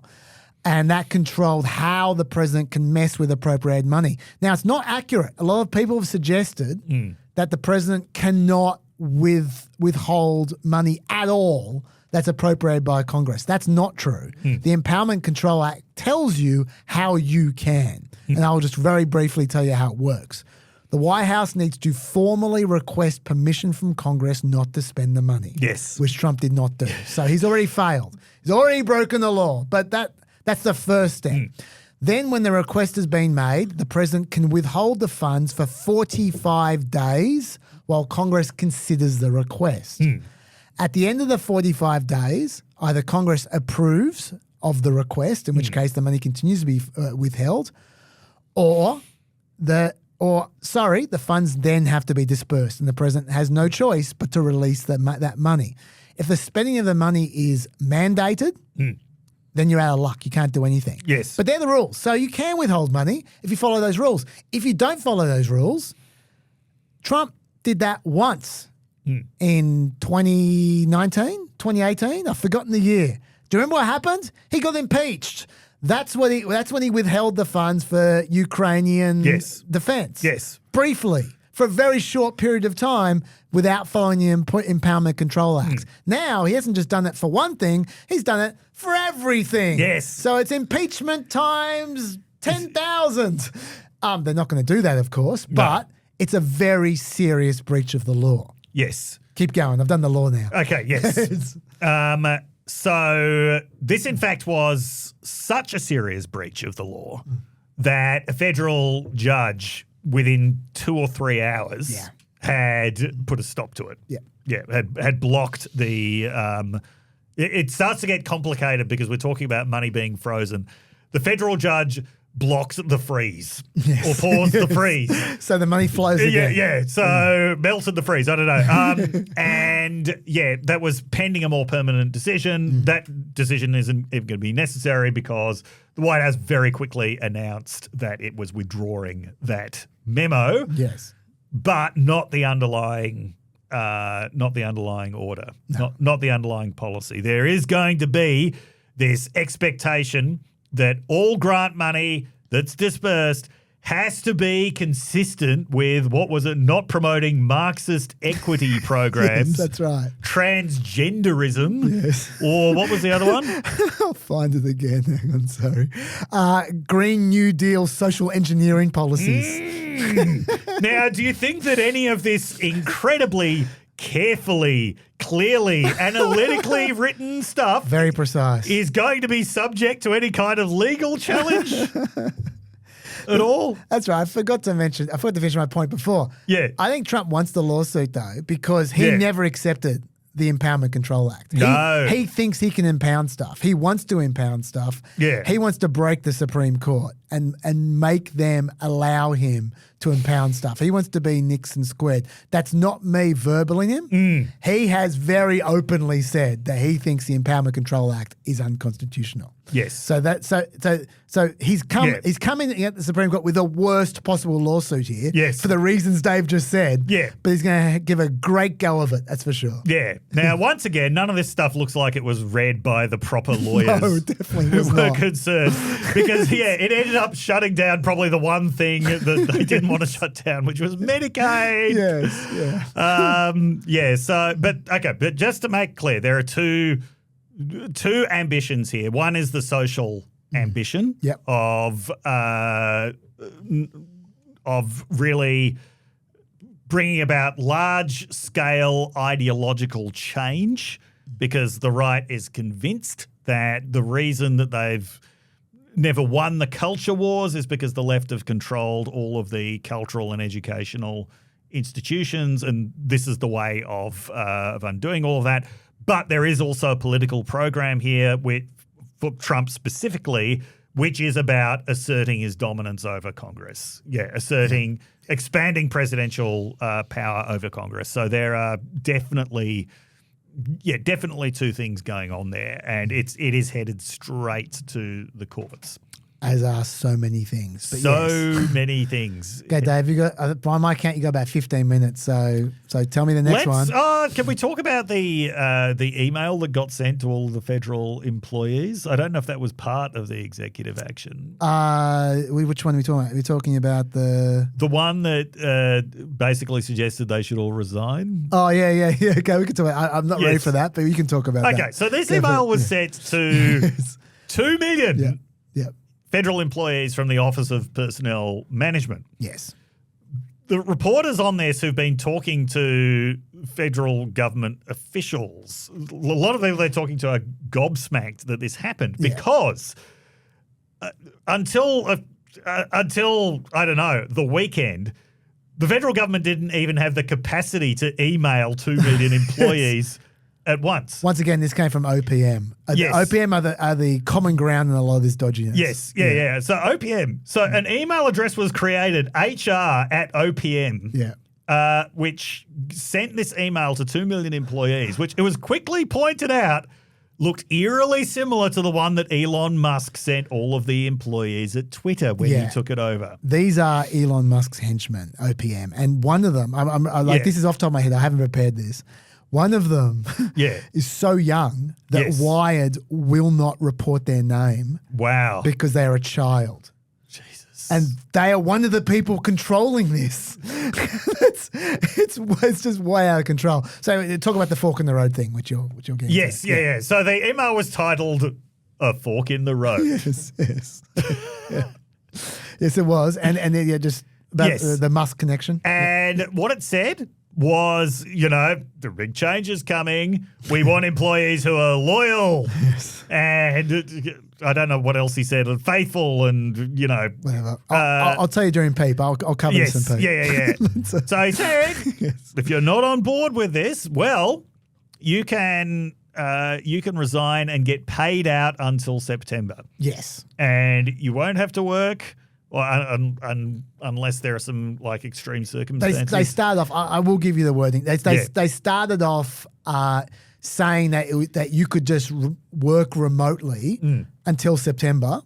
because there is a memorandum ending remote work, Yes, which I will tell you about during PEP. Yes, yeah. That is ordering federal employees to come back to work, which they really don't like. Yes. Of all the orders, this might be the least popular. Yeah. The federal workers like being at home. Yeah. Anyway, and this is saying, hey, you don't need to do that. You can work remotely for the next 8 months and then resign if you want, and we'll pay you. Or alternatively, you come back to work. They're your options. That was the first memo, but then there was a clarification that came out, which said, actually, you don't even need to work at home. Yes. Just go on long service leave. Yeah. So then it's like, hey, we don't even need to work at all. We'll just get paid for nothing for 8 months. Yes. Except for there's no budget line for it. So it's really sus. There is no budget line for it. Congress would have to create that budget line for it. Yeah. Once again, bit of a problem of obviously didn't talk to any lawyers who know anything about this stuff. There are rules about how much you can pay out people's leave. And the rules are more on the order of 10 days. Yes. But to be fair, would you expect a 17-year-old to know that? I think a 17-year-old's doing very well. Democrats and many others have been suggesting in pretty strong terms, don't take this deal because they have no capacity to fulfill this deal. Yes. Yeah, but this is very, very Elon Musk. Now, a lot. It is too. A lot of this, hey, why don't you just resign? We'll withhold money from anyone who's doing anything Marxist. A lot of this is aimed at trying to encourage preemptive surrender. Yes. Right. It will be a lot easier to do this stuff if just anyone who might be opposed to it just throws up their hands and gets it out of the way. They're hoping for 5 to 10% of the federal employees. Yeah. But they have done all of this in such a ham-fisted way. They've tried to do so much at once. They've opened themselves up to so many legal challenges. They have fucked it up from the beginning. Yes, they have. I'm not saying they won't succeed to some extent. So it's very easy to break things, which can then be very subsequently hard to put back together again. But if we look at just the circumstances today, where there was a crash between a passenger jet and a helicopter over the Potomac River, Trump immediately at the press conference.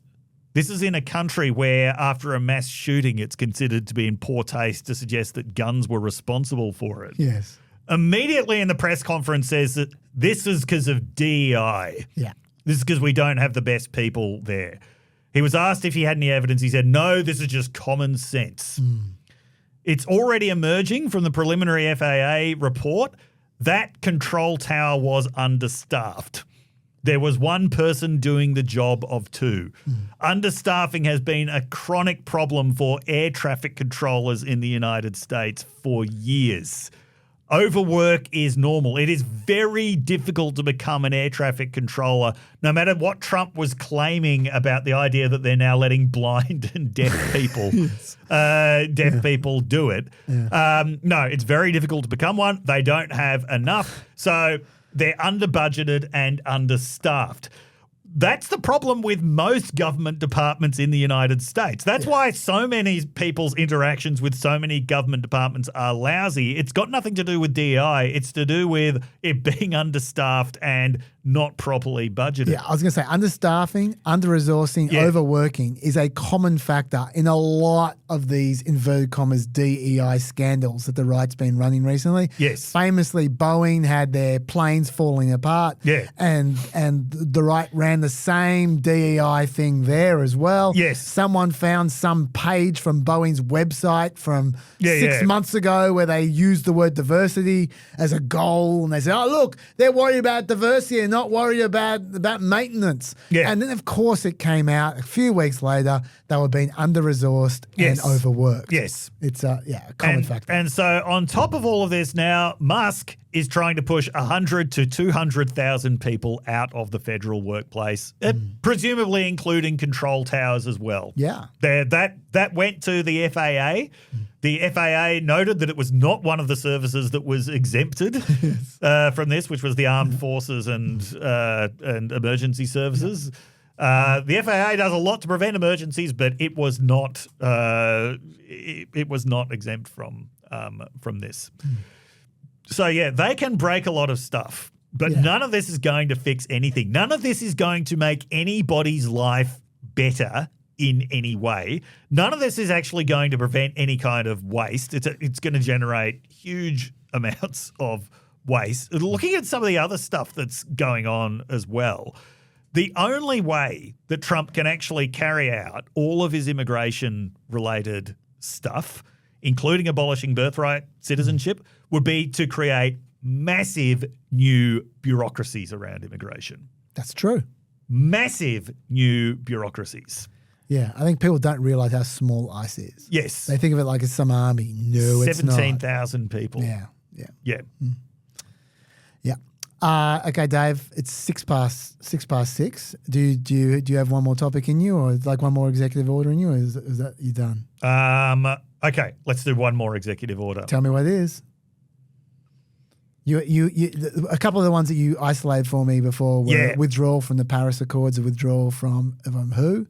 Yeah. But any other one, I don't care. No, let's talk about those. Okay, go for it. So Trump has withdrawn the United States from the Paris Accords again. That was something that he did in 2017. And he's also withdrawn the US from the WHO, which I believe is the first time that they've done that.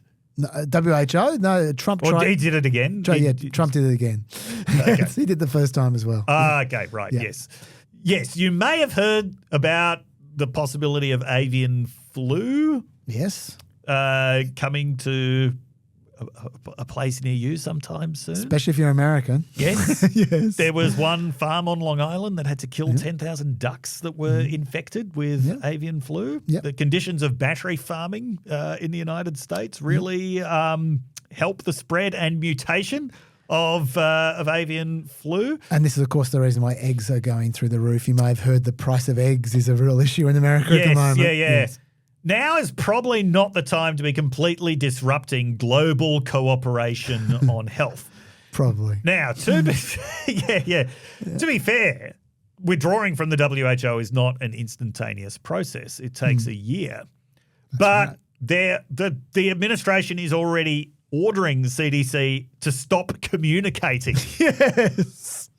That's pretty extreme. You're not allowed to talk. With the WHO. Stop communicating. Even if you're not a member of the WHO, you should presumably be able to speak to them. Yes. It's bizarre. Now, the chances of an avian flu pandemic spreading through the human population are still fairly low, but fairly low is not really a place that you want to be in. Probably. Right, probably. fairly low. Yeah. We're probably not going to get that one mutation that is going to, create another COVID-style pandemic. Probably not. Oh, actually, it'd be worse than COVID. It would be worse. Yeah, this is not a place that you want. This is not a time when you actually want to be cutting off communication with the World Health Organization. People have died from bird flu. Yeah. Already. In America. People have contracted a number of, I don't have the number off the top of my head. I think it might be 67. People have contracted bird flu already in America. Now, it's not contagious from person to person yet. No. So you don't have a pandemic. But as you say, we are one mutation away. Yeah. It's close. Yeah. And bird flu is considered to be a worse flu than COVID if it becomes a proper human flu. Yeah. You know what? Robert Kennedy would probably take a strong stance against the kind of battery farming practices. He probably would. Yeah, you're right. But he's not been nominated for Secretary of Agriculture. Which I remember I said that's what they should have done? Yes. Yes. Now, as far as the Paris Accords. Oh, just before you go on. Yeah. Do you know why it takes a year? Actually, there's a bit of a contradiction going. It's quite funny here, actually. Yeah. Trump's funny in the sense of pandemic funny. Yeah. I'm not talking about the bird flu. That's not the funny bit. Okay.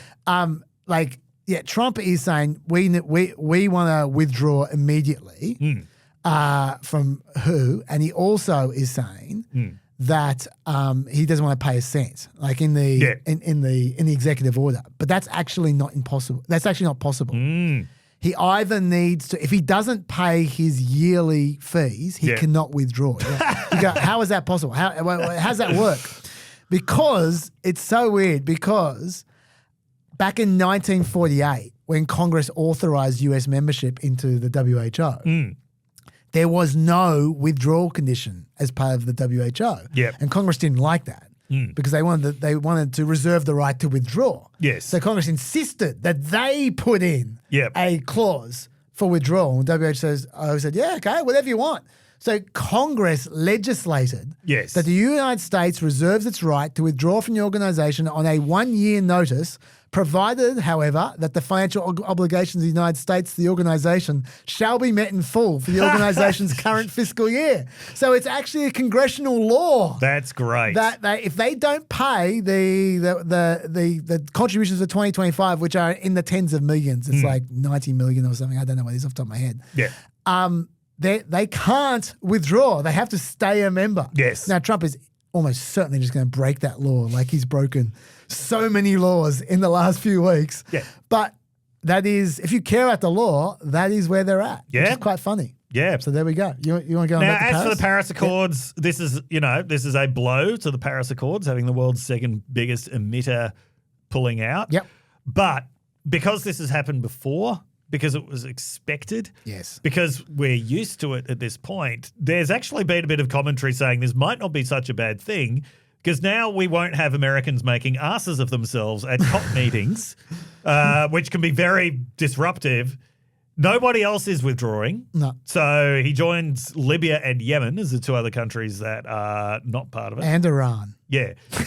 Yes. Even though Malay has threatened to pull Argentina out because it's too woke, they're still in it. Yep. Right. So the rest of the world still can cooperate. And to be fair, America can for a year as well because there's still 1 year for them to formally withdraw. So the next whatever you call it, COP30. Yeah, the COP30 America can be there. Maybe Trump will just chuck a snit and not go, but they can Probably, be. They're yes. invited to. Yeah. But yes. Another thing. Sorry, you want to say more about this? You're about to go. No. Okay, I was just going to say that another factor why this may not make much of a difference. Yes. Well, let me just give you the numbers. Yeah. In 2024, US greenhouse emissions were about 20% below 2005 levels. Biden administration's pledges were to be 50 to 52% below 2005 levels by 2030. That they were his Paris pledges, okay? Yep. They weren't going to get there. Rhodium estimated that even before Trump, America was actually only heading for 32 to 43% below 2005 levels. Now, if the Trump administration rolls back Biden's climate action, America's actually looking at 29 to 41% below 2005 levels. So that's not that much different.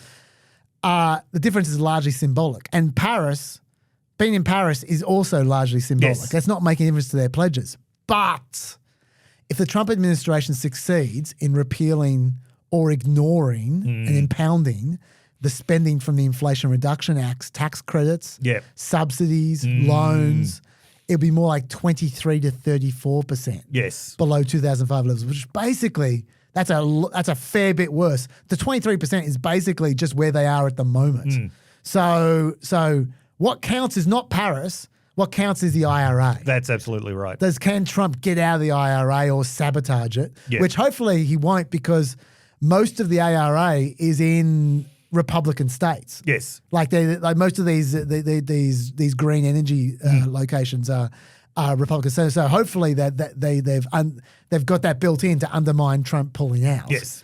But we'll see. If he does pull out just out of a peak, then that is what screws over the environment. Yes. Not the Paris Accords. Yes. Yeah.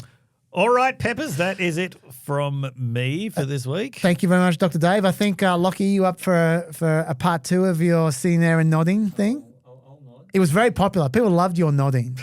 Yeah. Okay. Just what we're doing. Well, Dave, Lucky goes the nod. We will... we weren't going to talk about that on air. I'll see you next week, Dr. Dave. Next week. Stay peppy. Stay peppy. Thank you very much, Dr. Dave. Joined here by Lockie, try and make me feel at home by reminding me of what I probably look like in 1991 with his new 1991 haircut. Yep.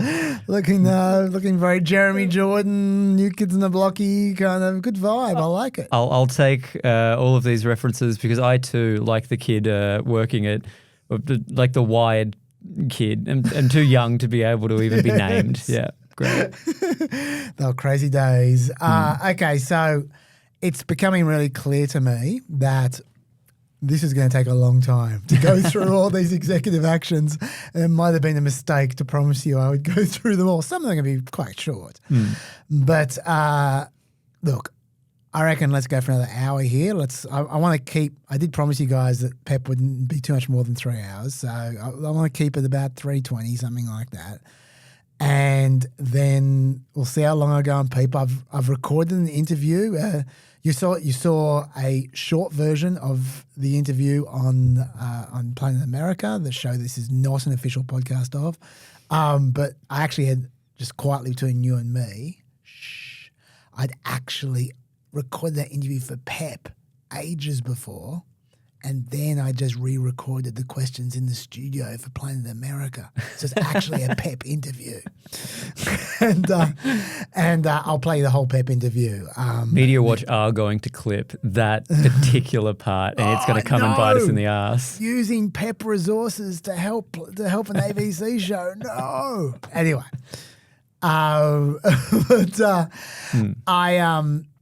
got 45 minutes with her. With the lady who ran federal prisons at least for federal women's prisons, and was looking after the transgender issue in federal women's prisons until quite recently. So let's say I do 2 hours of executive actions on PEEP. We'll see where I'm at then. If I'm not finished, I'll carry it over to next week. But because Trump's still going with executive actions, isn't he? And when will we be uploading that PEEP? I hadn't forgotten, but thank you for prompting me. I did while Lucky was sitting in here. I suddenly just got this horrible realization that I had stopped halfway through telling you guys about the PEEP poll, where I asked you, do you prefer PEEP to come straight at the same time, basically, as PEP, or would you like it a little bit later? And people overwhelmingly said a little bit later. So most people said a day or two. So what we're going to do is we're going to release PEEP, not straight away. You're going to get this one hopefully in the around midnight-ish Friday, or maybe it might be early morning. Maybe that's a bit ambitious. Depends when we get out of here. Yeah, and then PEEP. That's the extra for Planet Extra. We are going to release early Sunday afternoon, maybe late Sunday afternoon. Let's see where we go. It'll be in the second half of Sunday. So that's the plan. And then we'll see if you like that. So once again, tell us if you like the release schedule this week. We'll have a look how it goes, how the numbers go, what you guys think, and then we will adjust accordingly. We might stick with it. We'll see. The PEEP poll have spoken. Oh, that's good. Thank you. See, that's why you're here, Lockie. I sat on that all week. Yeah. I can't wait to see what else you've been sitting on. It sounded horrible. Oh, God. Another great clip for Media Watch. Lockie of the future, edit that out. No, he won't. Okay, let's keep on going. Now, I jumped all over the place there with Dave. Let's get back into actual order, because these come in bunches. And so it makes more sense to talk about them in bunches. And we began with Birthright Citizenship. So let's go through the rest of the immigration executive actions. Brilliant. Because there's a bunch of them. Okay, so the next one is declaring a national border emergency. And that's exactly what Trump did. He declared national emergency. The president generally has the power to declare emergencies under the National Emergencies Act of 1976. When you do that, it opens the door to about 150 different statutes with all kinds of authorities, like special authorities for emergencies. So there's no reason to not try, especially given Congress never really defined what an emergency is. So you can just say anything's an emergency. The Congress don't really care. That was terrible legislating from Congress, by the way, in 1976. So presidents, as a result, have often declared dubious emergencies. And by the way, I said this several times in PEP last year, that while Biden had the numbers, he absolutely should have closed this loophole, the emergencies loophole. He's going to regret it. Now, I know Democrats in the future are going to exploited as well, just like Biden did, just like every president does. But I just wish they'd just close this loophole because it's just such a gift for people just to be disingenuous and just declare a bullshit emergency just so they can do what they want to do, even if Congress won't let them do it. Like the president can just do it with their emergency powers. So, for instance, America right now is in a state of, take a guess how many different emergencies. Ooh, okay. How many emergencies do you think are active right now? Can I play over under? Yeah, sure. The first number that comes to mind is 50. It's a pretty good number to come to mind. The answer is 40. Whoa, okay, Yeah. cool. I'll There take are it. 40 different emergencies right now, including emergencies involving Russia, Ukraine, North Korea, Lebanon, Belarus, Sudan, South Sudan, Ethiopia, Myanmar, Syria, Yemen, Libya, Somalia, Nicaragua, Venezuela, Central African Republic, the Democratic Republic of Congo, and Mali. We have a national emergency involving Mali. Lucky. Well, we don't. America does. Mali is a place of emergency in America. What's going on in Mali? I don't know. Do you think I looked it up? I don't care. It was like 40 years old. But the point is, these emergencies just stay on the books. And now we've got a new one, national border emergency. Courts usually defer to the president. There is a limit, though. Obviously, Mali isn't the limit. But there is a limit to how dubious these emergencies can be. Okay, and Trump is exploring what that limit is. Because he is specifically using this emergency to trigger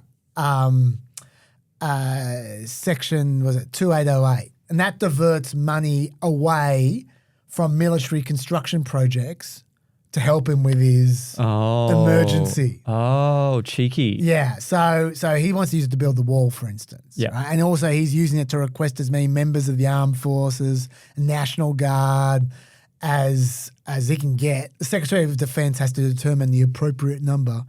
I don't think Hegseth is putting up much of a fight. It's the appropriate number to support the activities of DHS in obtaining complete operational control of the border because it's an emergency. The Army's also going to, according to this order, provide detention space, transportation, and logistics support.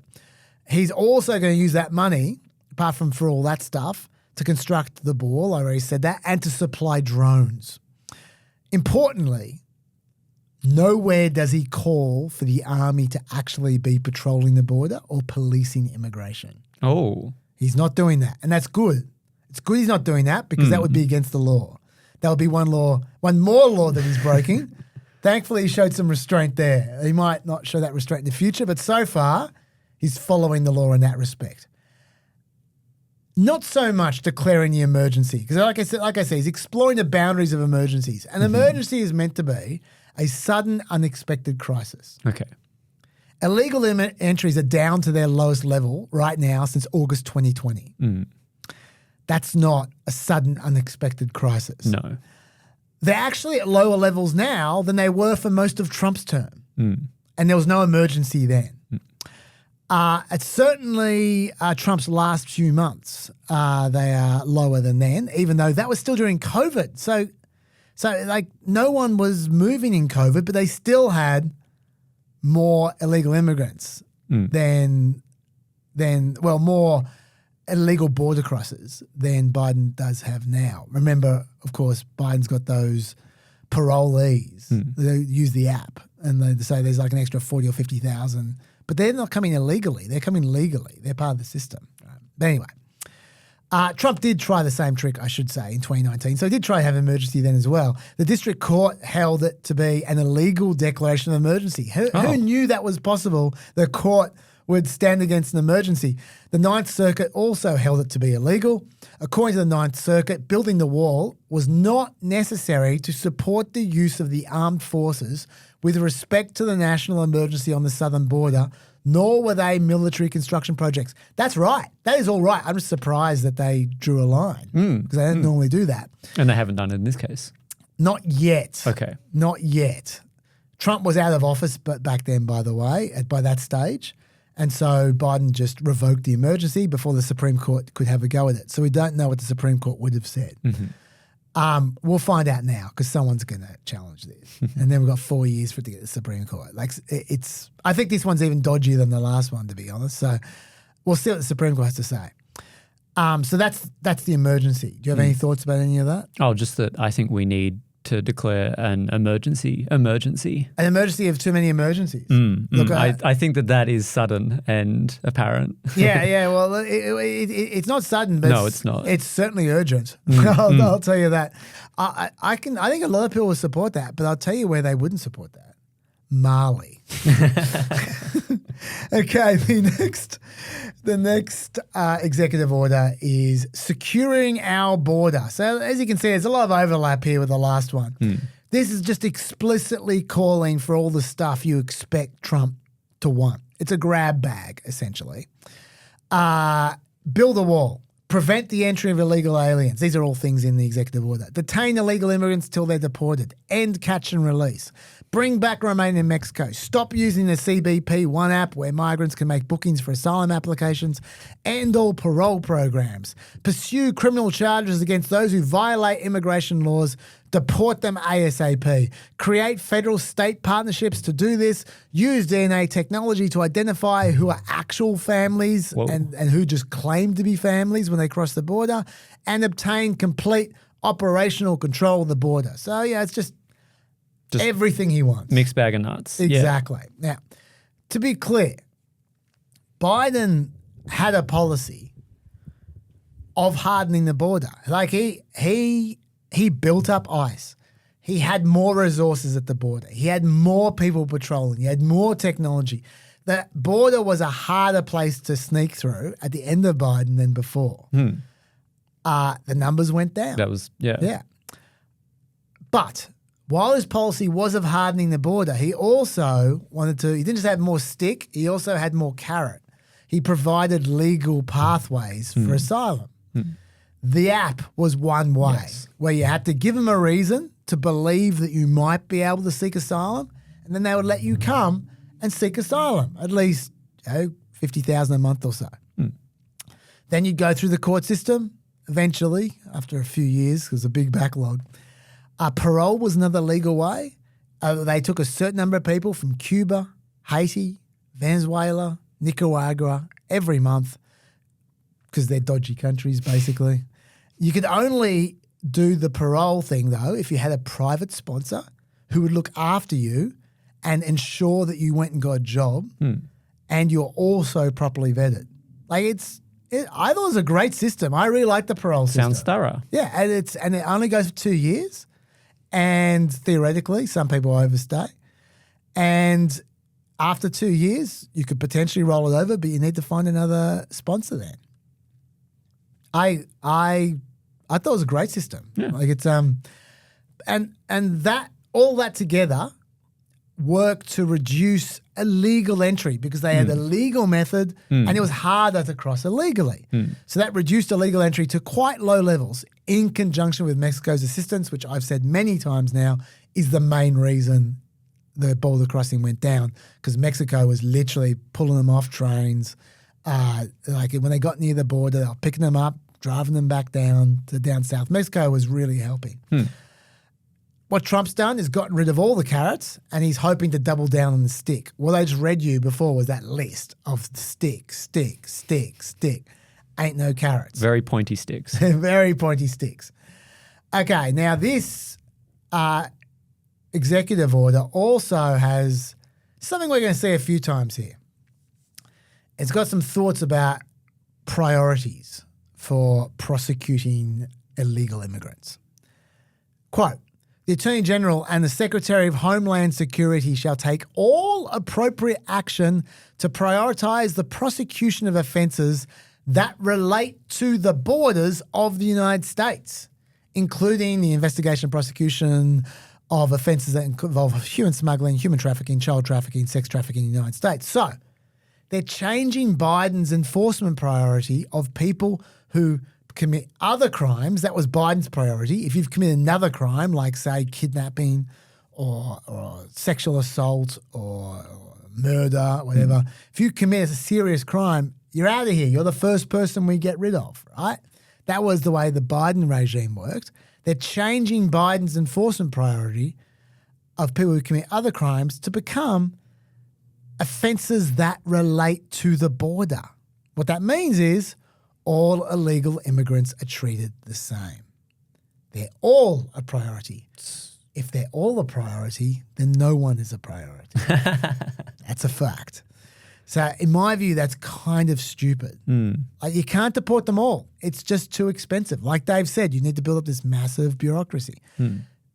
Dangerous people should be a higher priority. How many times have you heard from Trump about the dangerous migrants, migrant crime, migrant murderers, all the rest of it? Fine. Get rid of them. Who's going to argue with you? Get rid of the murderers and the kidnappers and the rapists. Get rid of them. I think you said that last year, yeah. Yes. First, straight away, get rid of them. Don't say we're going to treat all people who breach border laws exactly the same way. That's dumb. If someone's breaching the border laws to pick tomatoes, let them pick tomatoes.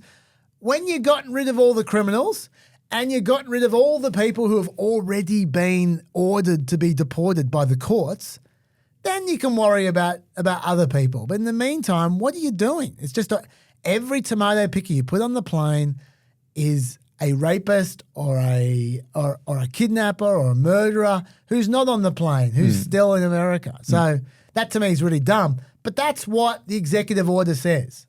They've changed the priorities of prosecution. And I don't think I took a while to say that, but I think it's a point worth making. Is it because it's more practical to herd up the tomato pickers than it is to herd up the serious criminals? Look, to be clear, so far... And that way they can advertise that they have gotten rid of more migrants? Yeah, look, I mean, to be fair, so far, they're not going around hoarding tomato pickers. I don't want to give people that impression.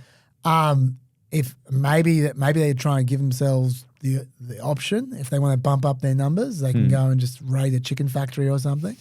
I don't know.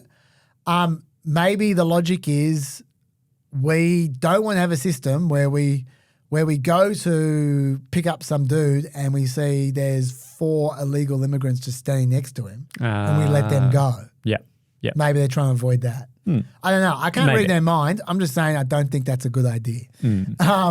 Title 42 is another thing they've brought back because of this order. Title 42. Remember during COVID, they used Title 42. It allows you to apprehend, detain and release anyone at all who's an illegal immigrant to prevent the introduction, transmission or spread of such communicable diseases as may be specified from time to time. Yes, during COVID. Yep. Yes. So it overrode immigration law. You could have the best asylum claim in the world, even though the law says you get to claim asylum. If you're going to bring a disease, no, you don't have. We don't have to hear your claim. That's what Title 42 does, right? Unfortunately for Trump, he wants to bring it back, but there's no pandemics. Oh, what a shame there's no pandemic. Yeah, it's a real shame for him. So what are they going to do? This is not what they say in the order. The order just says Title 42 is coming back.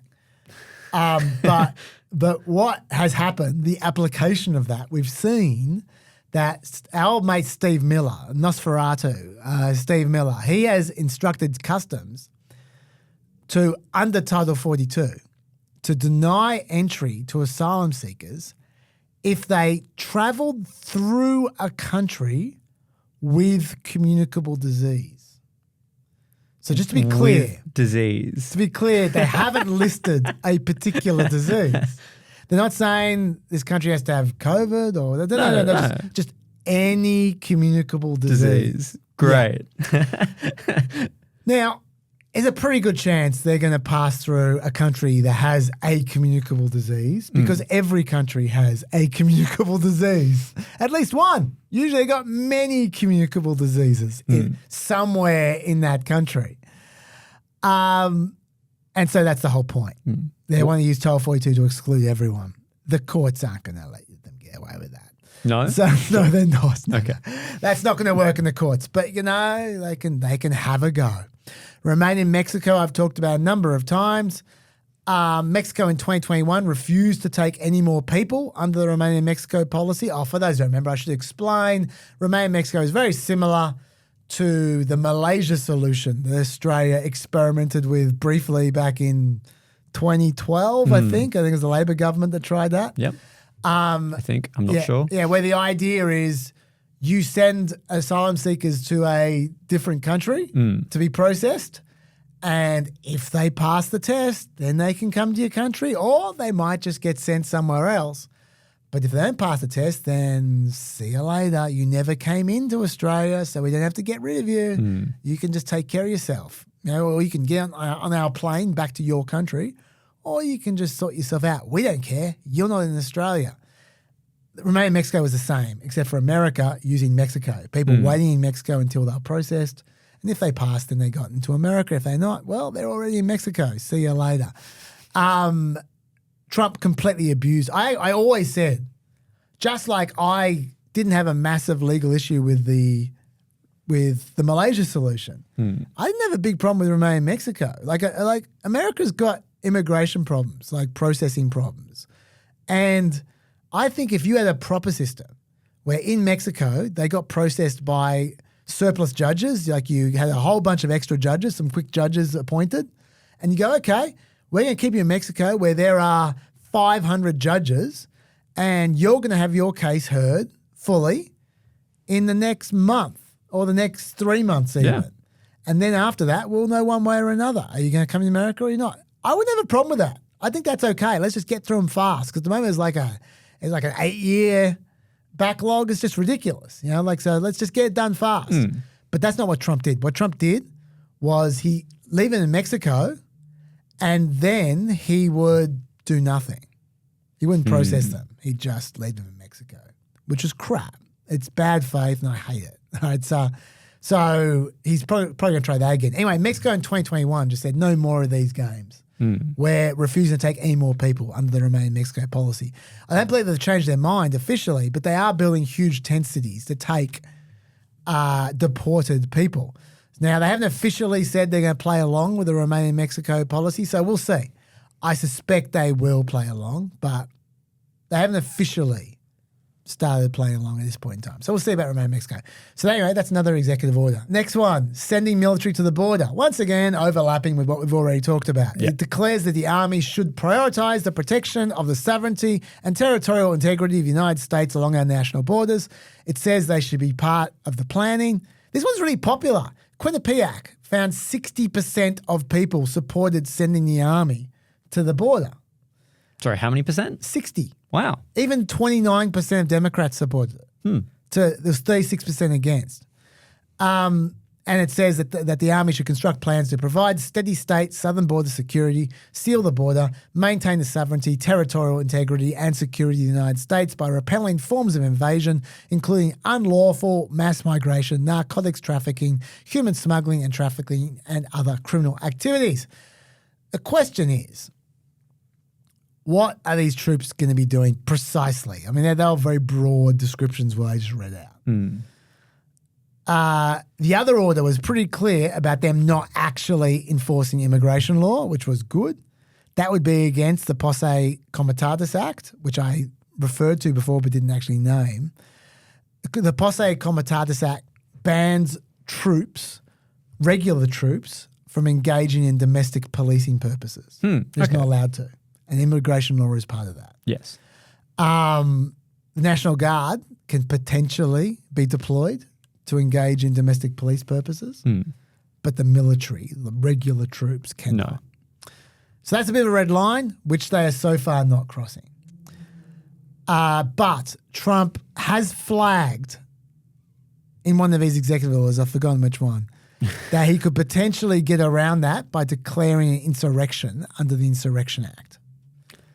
If you declare an insurrection, which is once again isn't properly defined, it could just be whatever they say it is. If you just declare an insurrection, then you can use the army to be the police during the insurrection. How convenient. So that's how you get around the Posse Comitatus Act. How many insurrections has America got declared at the moment? Is it also 40? America, I don't think has any, but Mali, oh my God, the number of insurrections there. That's why they have an emergency. No insurrections. Trump apparently speculated heavily about declaring insurrection during the George Floyd riots in 2020. And Mark Esper, his defense secretary, just said, no, we ain't doing that. If he tries to declare it this time around, P. Hexeth will not be seen. Anyway, he's asked the defense and DHS secretaries to provide a report on whether he should declare an insurrection. So we'll see what they have to say. I wouldn't be surprised if that's not coming in the next few months. But so far, the military is a sleeping giant. Next one, declaring an invasion. Here's the logic. Federal officials do not have the ability to verify with certainty the criminal record or national security risks associated with the illegal entry of every alien at the southern border. Mm-hmm. That's true. Yes, sure. The public safety and national security risks in such an environment are heightened by the presence of international cartels as well as terrorists and other malign actors. That's also true. These are two facts so far. The same is true for public health. Effectively, no aliens who illegally enter the United States provide federal officials at the southern border with their comprehensive health information as a lawful immigrant would. That's true as well. You can't deny this. 3 for 3. This is all true. These are just truths after truths. You should have declared this on Truth Social. As a result, millions of aliens who potentially pose significant threats to health, safety, and national security have moved into communities nationwide. Unproven. I'd say extremely unproven. Millions of aliens who pose significant threats to health, safety, and national security. Big call. 3 out of 4 is not bad. No, not bad, but we're still going. Oh. In joining the Union, the states agreed to surrender much of their sovereignty and join the Union in exchange for the federal government's promise to protect each of the states against invasion. So when you put all of them together, I have determined, Trump says, that the current state of the southern border reveals that the federal government has failed in fulfilling this obligation to the states and hereby declare that an invasion is ongoing at the southern border. That's a big... I therefore direct that entry into the United States of such aliens be suspended until I issue a finding that the invasion at the southern border has ceased. So now he's saying entry of all asylum seekers is just banned. No asylum claims, nothing. No one gets in. No one gets in until the invasion's over. So that's the logic of the invasion declaration. Logic, quote. Yeah. And then, because this invasion is supposedly on, he calls in another exec order for illegal immigrants' immediate removal, criminalisation, extending the DHS presence into all 50 states, construction of detention facilities for those who are awaiting deportation, as well as cutting federal funding from sanctuary jurisdictions. That's a different order where he says, because it's an invasion, we're going to do all that. Okay. Now, Trump is using, I already talked about the logic of why this invasion thing is stupid, that they're clearly not part of some army that they're fleeing from. But anyway, Trump's justification is this. There's something called the Alien Enemies Act from 1798. I've heard of this one. It's the only part of the infamous Alien and Sedition Acts that remains on the books today. The Alien Enemies Act is a wartime authority that's only been evoked 3 times in American history: the War of 1812, World War I, and World War II. It's very war-y.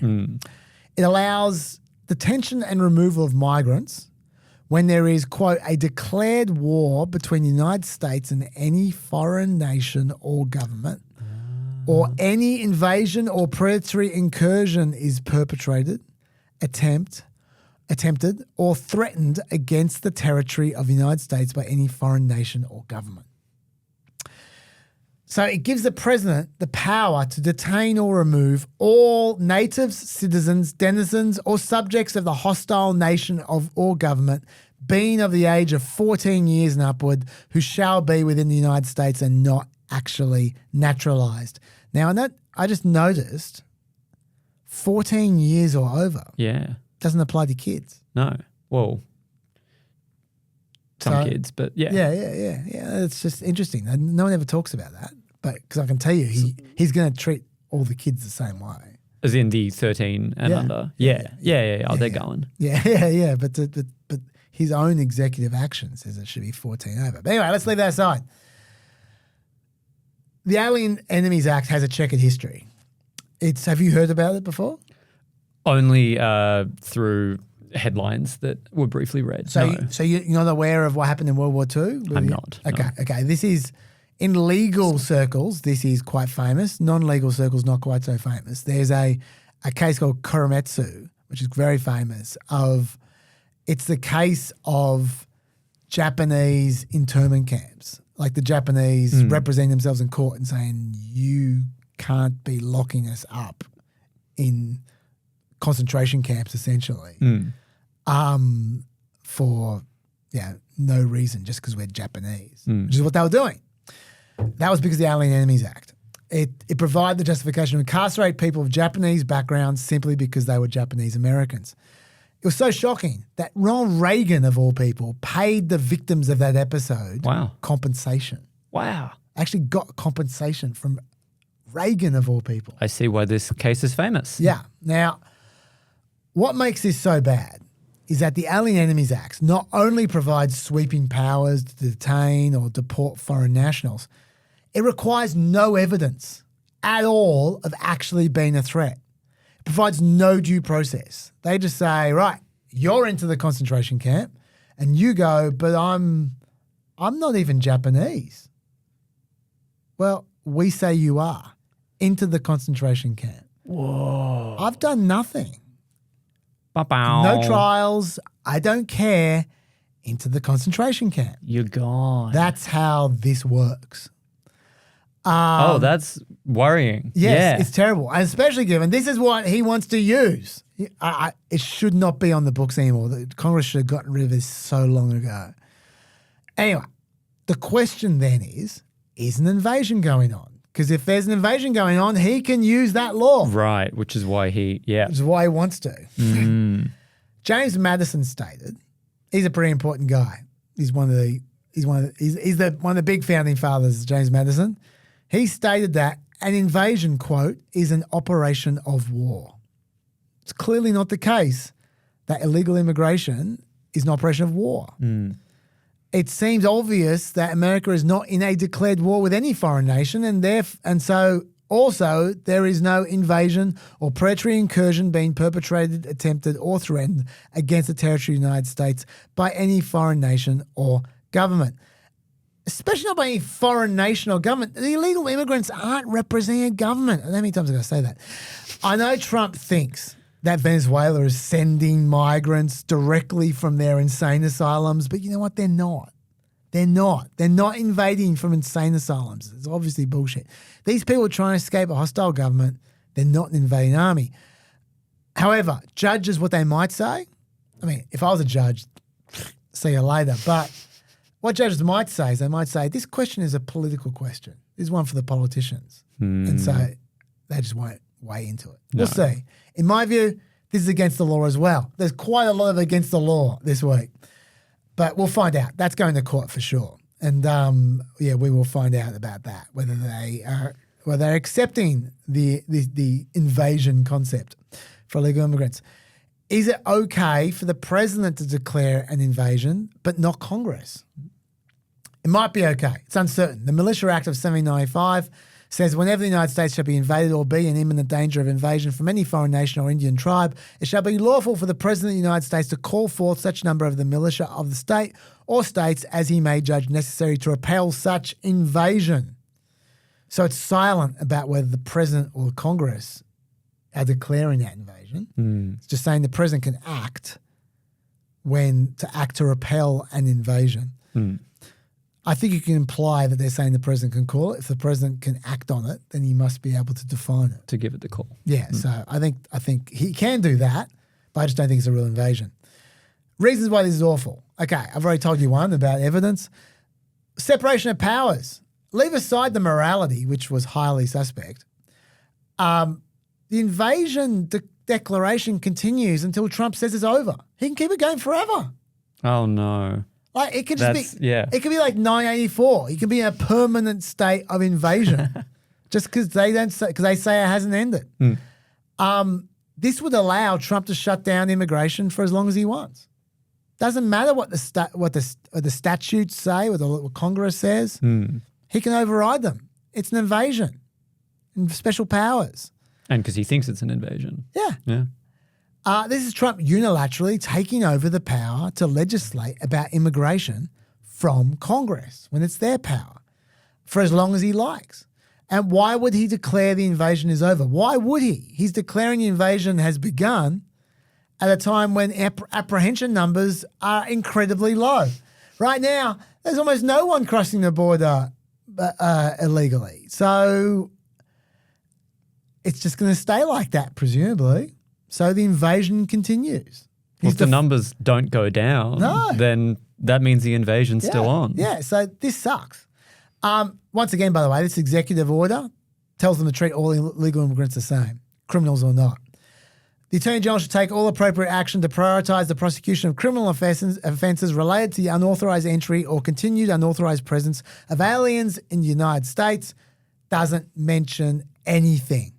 Doesn't say including human trafficking. Doesn't say including sex trafficking. Doesn't say including all the things it said including in the last one. Just says, full stop, you have to prioritise the prosecution of criminal offences related to unauthorised entry or continued unauthorised presence the same.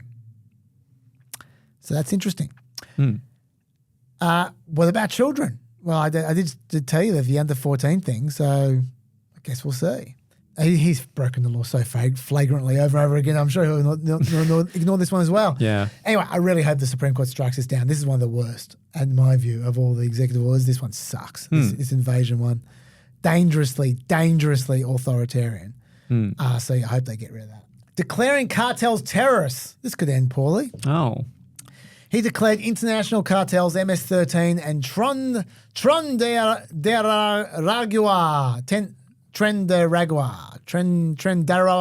I can't say it, to be foreign terrorist organisations. We'll get told how to.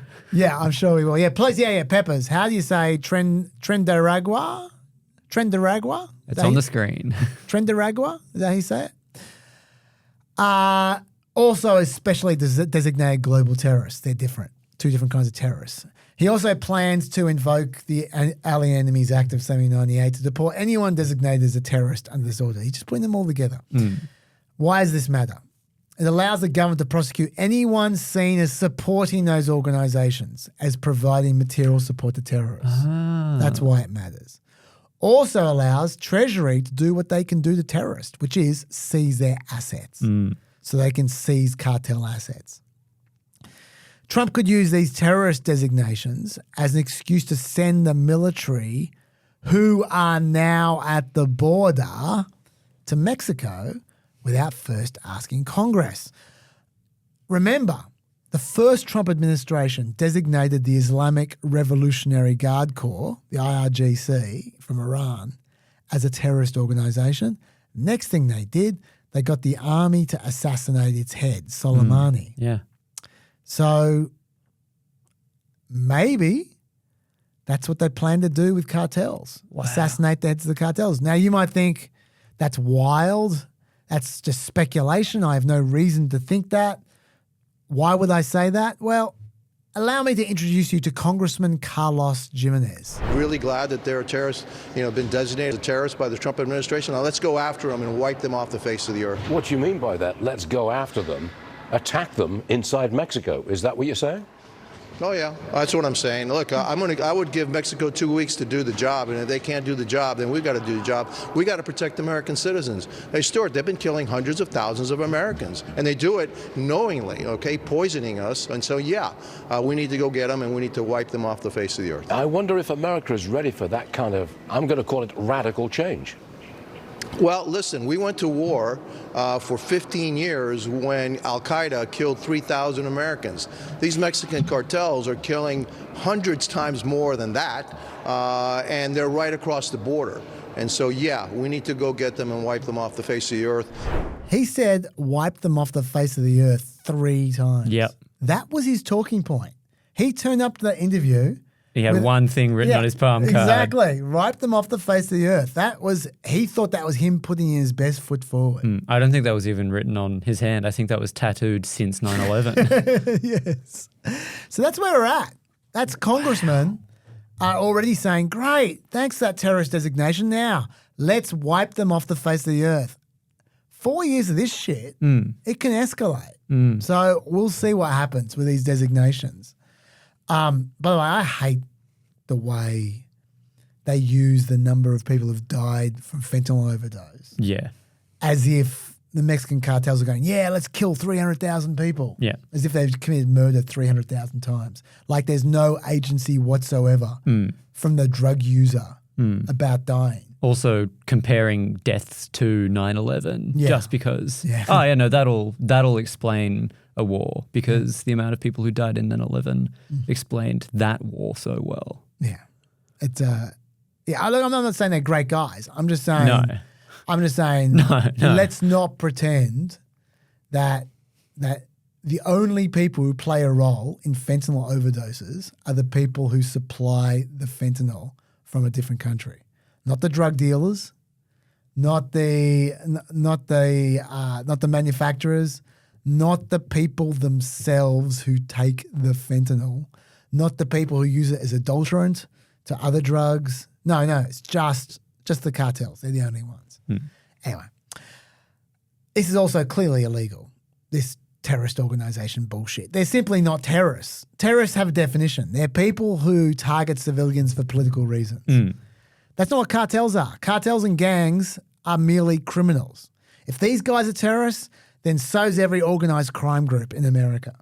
They're all gangs, basically, just glorified gangs. Yeah. An irony, though, if Trump does declare all these groups to be terrorist groups, then that means people fleeing those groups are fleeing terrorism, which means it qualifies them for asylum.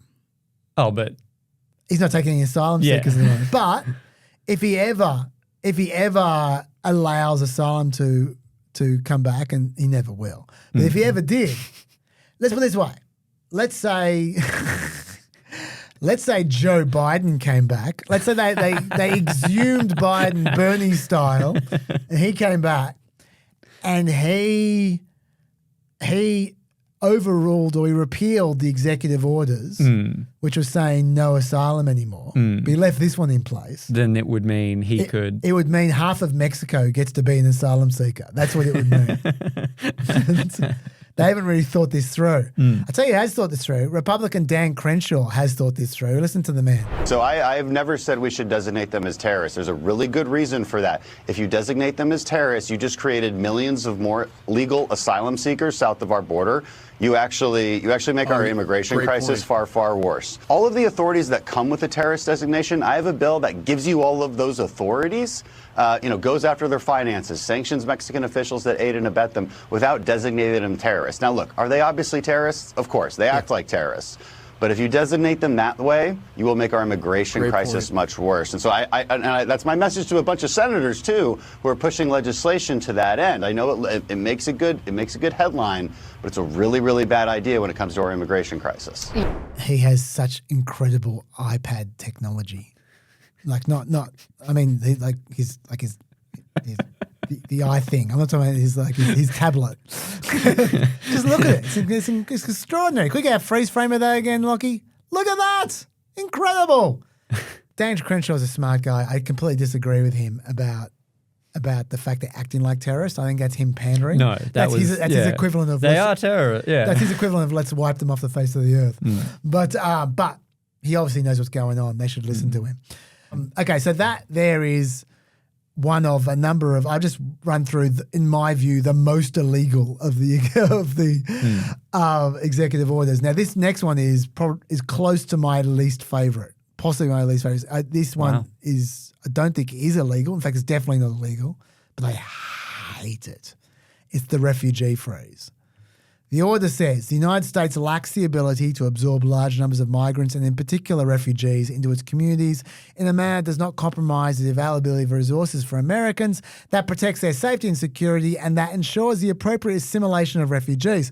This order suspends the US refugee program until such time as the further entry into the United States of refugees aligns with the interests of the United States. Okay. There are only about 150,000 refugees a year, and almost no one else takes them. Canada takes a few. Like, there are very few countries that take refugees these days. I think America can handle 150,000 refugees. They have literally millions and millions of immigrants, okay? They're not overwhelmed by 150,000 refugees. But anyway, they're pretending they are. Refugees also, apart from the fact there's just a real moral case to look after people fleeing from trouble, they're asylum seekers. There's a moral case for it. They're in camps for decades sometimes. It's also not just the right thing to do, it's the smart thing to do. They're notoriously hard workers. They're particularly unlikely criminals. Like, the stats don't lie. Sure. They are good for America. But no, okay, let's zero out the refugees. Anyway, the DHS is going to reevaluate in 90 days, and they'll reevaluate 90 days after that, and so on, until they feel like the refugee program is in the interest of America. That's never going to change. Yeah, which will go away at the same time the invasion rule does. Yeah, exactly. Now, given Trump's first term, he never stopped hating on refugees. It's obviously not going to change. But in the meantime, refugees can only be admitted on a case-by-case basis, or if the Secretary of State and the DHS both agree. By the way, as a little side, just to really rub it in, it was supposed to take effect on January 27th, a week after it was signed. They actually immediately cancelled thousands of refugees the second it was signed.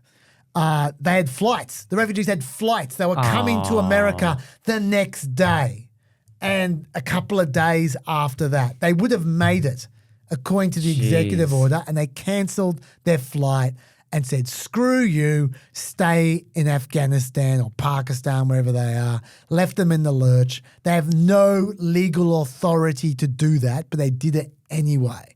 It's just bastardry. This makes me angry, this one. That's cooked. In particular, nearly 1,660 Afghans who've been cleared by the US government already to resettle in America. They had their flights cancelled. And just to be clear, they included nearly 200 family members of Afghan-American active duty US service personnel. Their families, they're in the army, and their families are trapped in Afghanistan, and they're staying there for 4 years. I wonder what's going to happen to their families, the people who are related to American servicemen. I think they're going to die. I think that's what's going to happen to them. That is what I call blood on your hands. Jeez. Also, some Afghans who qualified for refugee status because they worked for US contractors in the Afghanistan war or US affiliated organizations. I wonder what's going to happen to them. They're going to die. They've been thrown to the wolves for no reason whatsoever. It's not even legally valid that they were thrown to the wolves. But anyway, just more lawlessness. There's also, I should say, there's 40 to 60,000 Afghans around the world who are currently waiting for resettlement in the United States. They're part of the queue to be refugees to the United States. A number of them actually are in Pakistan. That's why I said some are in Afghanistan, some are in Pakistan. And Pakistan have been making noises about sending them back to the Taliban. Pakistan has been holding them there for 4 years. And it's not like Biden hasn't been allowing them through, but they just haven't gotten through all of them. Yeah. And Pakistan are going, you're going to go? They're gonna give up on them soon. They're going to go back to the Taliban, who once again will be waiting for them with an open scythe or whatever the hell they use, open stone, whatever they use to kill people these days. It's just so ugly and needless, and I can't emphasize enough, no one ever regrets taking on refugees. They might regret taking on other kinds of migrants at times in certain circumstances. No one regrets taking on refugees. They're Anything to say before I go on to my least favorite part of this? Because there's more. There's more. There's more. You've already got me down. That's low. Yeah, that's just kind of depressing. Okay, I want to tell you about J.D. Vance's justification for this. Because he's a very smart guy. He is a very smart guy, as everyone knows. As all Peppers know, I believe. They trot him out to defend the indefensible, and he's real good at it. It's actually a really interesting IQ test when a reporter comes up against J.D. Vance, because he's going to have at least a superficially convincing line. And if the reporter has no idea what they're talking about, they're probably going to fall for it. But if the interview is an adult and the interview's got some idea about the topic area, they might just call them out. It happens every now and then, but it doesn't happen often. And we're about to see it yet another time. It didn't happen. Okay. When you talked to us in August, you said, I don't think we should abandon anybody who's been properly vetted and helped us. Do you stand by that? Well, Margaret, I don't agree that all these immigrants or all these refugees have been properly vetted. In fact, we know that there are cases of people who allegedly were properly vetted and then were literally planning terrorist attacks on our country. That happened during the campaign, if you may remember. So clearly not all of these foreign nationals have been properly vetted. But there are 30,000 people in the pipeline, Afghan refugees. But my primary concern as the vice president, Margaret, is to look after the American people. And now that we know that we have vetting problems with a lot of these refugee programs, we absolutely cannot unleash thousands of unvetted people into our country. These people it's are not vetted. good. These people are vetted. Just like the guy who planned a terrorist attack in Oklahoma a few months ago, he was allegedly properly vetted, and many people in the media and the Democratic Party said that he was properly vetted. Clearly he wasn't. I don't want my children to share a neighborhood with people who are not properly vetted, and because I don't want it for my kids, I'm not going to force any other American citizens' kids to do that either. No, and that was a very particular case. It wasn't clear if he was radicalized when he got here or while he was living here. I don't really care, Margaret. I don't want that person in my country, and I think most Americans agree with me. So did you find that convincing? No, the vetting fact kind of just feels a bit fake, but maybe I suspect because you gave me the warning, I was able to turn on something smart in my brain. Yeah. Well, look, I'll give you a clue. That thing Margaret Brennan said about, but maybe he was radicalized after he got here. That's bullshit. The guy was ISIS, right? Okay. So okay. Yeah. So that's not the argument.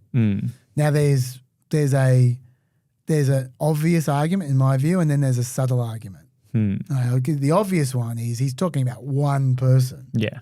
Like, it's always going to be, like, if you're saying, since one person got through, therefore it just doesn't work, you might as well go, well, we can't have tourists because one of them might end up being a terrorist. You know, like, we can't have anyone come into the country for any reason whatsoever because one of them might be a problem. Like, which is ridiculous. Yeah, that's a bad apple. But that's not the argument. The subtle argument. The subtle, yeah. That's it, yeah. The subtle one I want to point out. Play it again, and I'll tell you when to stop. Sure.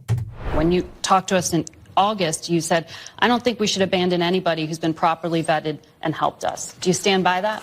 Well, Margaret, I don't agree that all these immigrants or all these refugees. See how he said, I don't agree that all these immigrants or all these refugees have been vetted?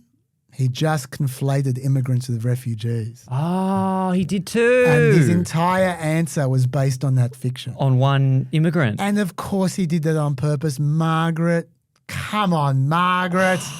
I didn't pick up on that. He did it on purpose for sure, because not all immigrants are vetted. All refugees are vetted. Yeah. This guy, the terrorist he's talking about, he wasn't a refugee, all right? He came from Afghanistan during the evacuation. He was on parole, right? But he wasn't on the parole that they have now, the one where you have sponsors. You just get 2 years in America. Like, basically, all he had to do was just run on a plane. Like, when they were evacuating from Kabul at the last second, it was all just a mess and there's bombs going off everywhere. And they had all these Afghan citizens just running on the plane going, save me, save me. He was one of them. Yeah. He wasn't vetted at all. So those kinds of people, they might become a terrorist. They might be a terrorist. Yeah, they're a problem. At the time that it happened, people were saying, including me, that was a dubious way of vetting. Yeah. But that's not refugees, right? With refugees, they're probably the most vetted groups allowed to enter the country. More vetted than employees and students, more vetted than any of them. They have to register with the UN High Commissioner for Refugees, which does their own initial screening. Then, if they pass that screening, then the State Department will conduct interviews and will verify their data. Then they go through background checks from a whole bunch of security agencies, not one, a number of security agencies, American security agencies. Then they have their biometric information cross-checked with databases around the globe. And then they may join the queue to qualify to be a refugee eventually if Trump doesn't switch off the ability to be a refugee before they get on the plane. It's about a 2-year process at best. It's a very thorough process. Now, I'm not saying there'll never be a terrorist who's a refugee. I'm just saying if they get through the refugee program, they'll get through anything. It's vetted, okay? But Vance is playing silly buggers because he's trying to justify Trump's refugee ban.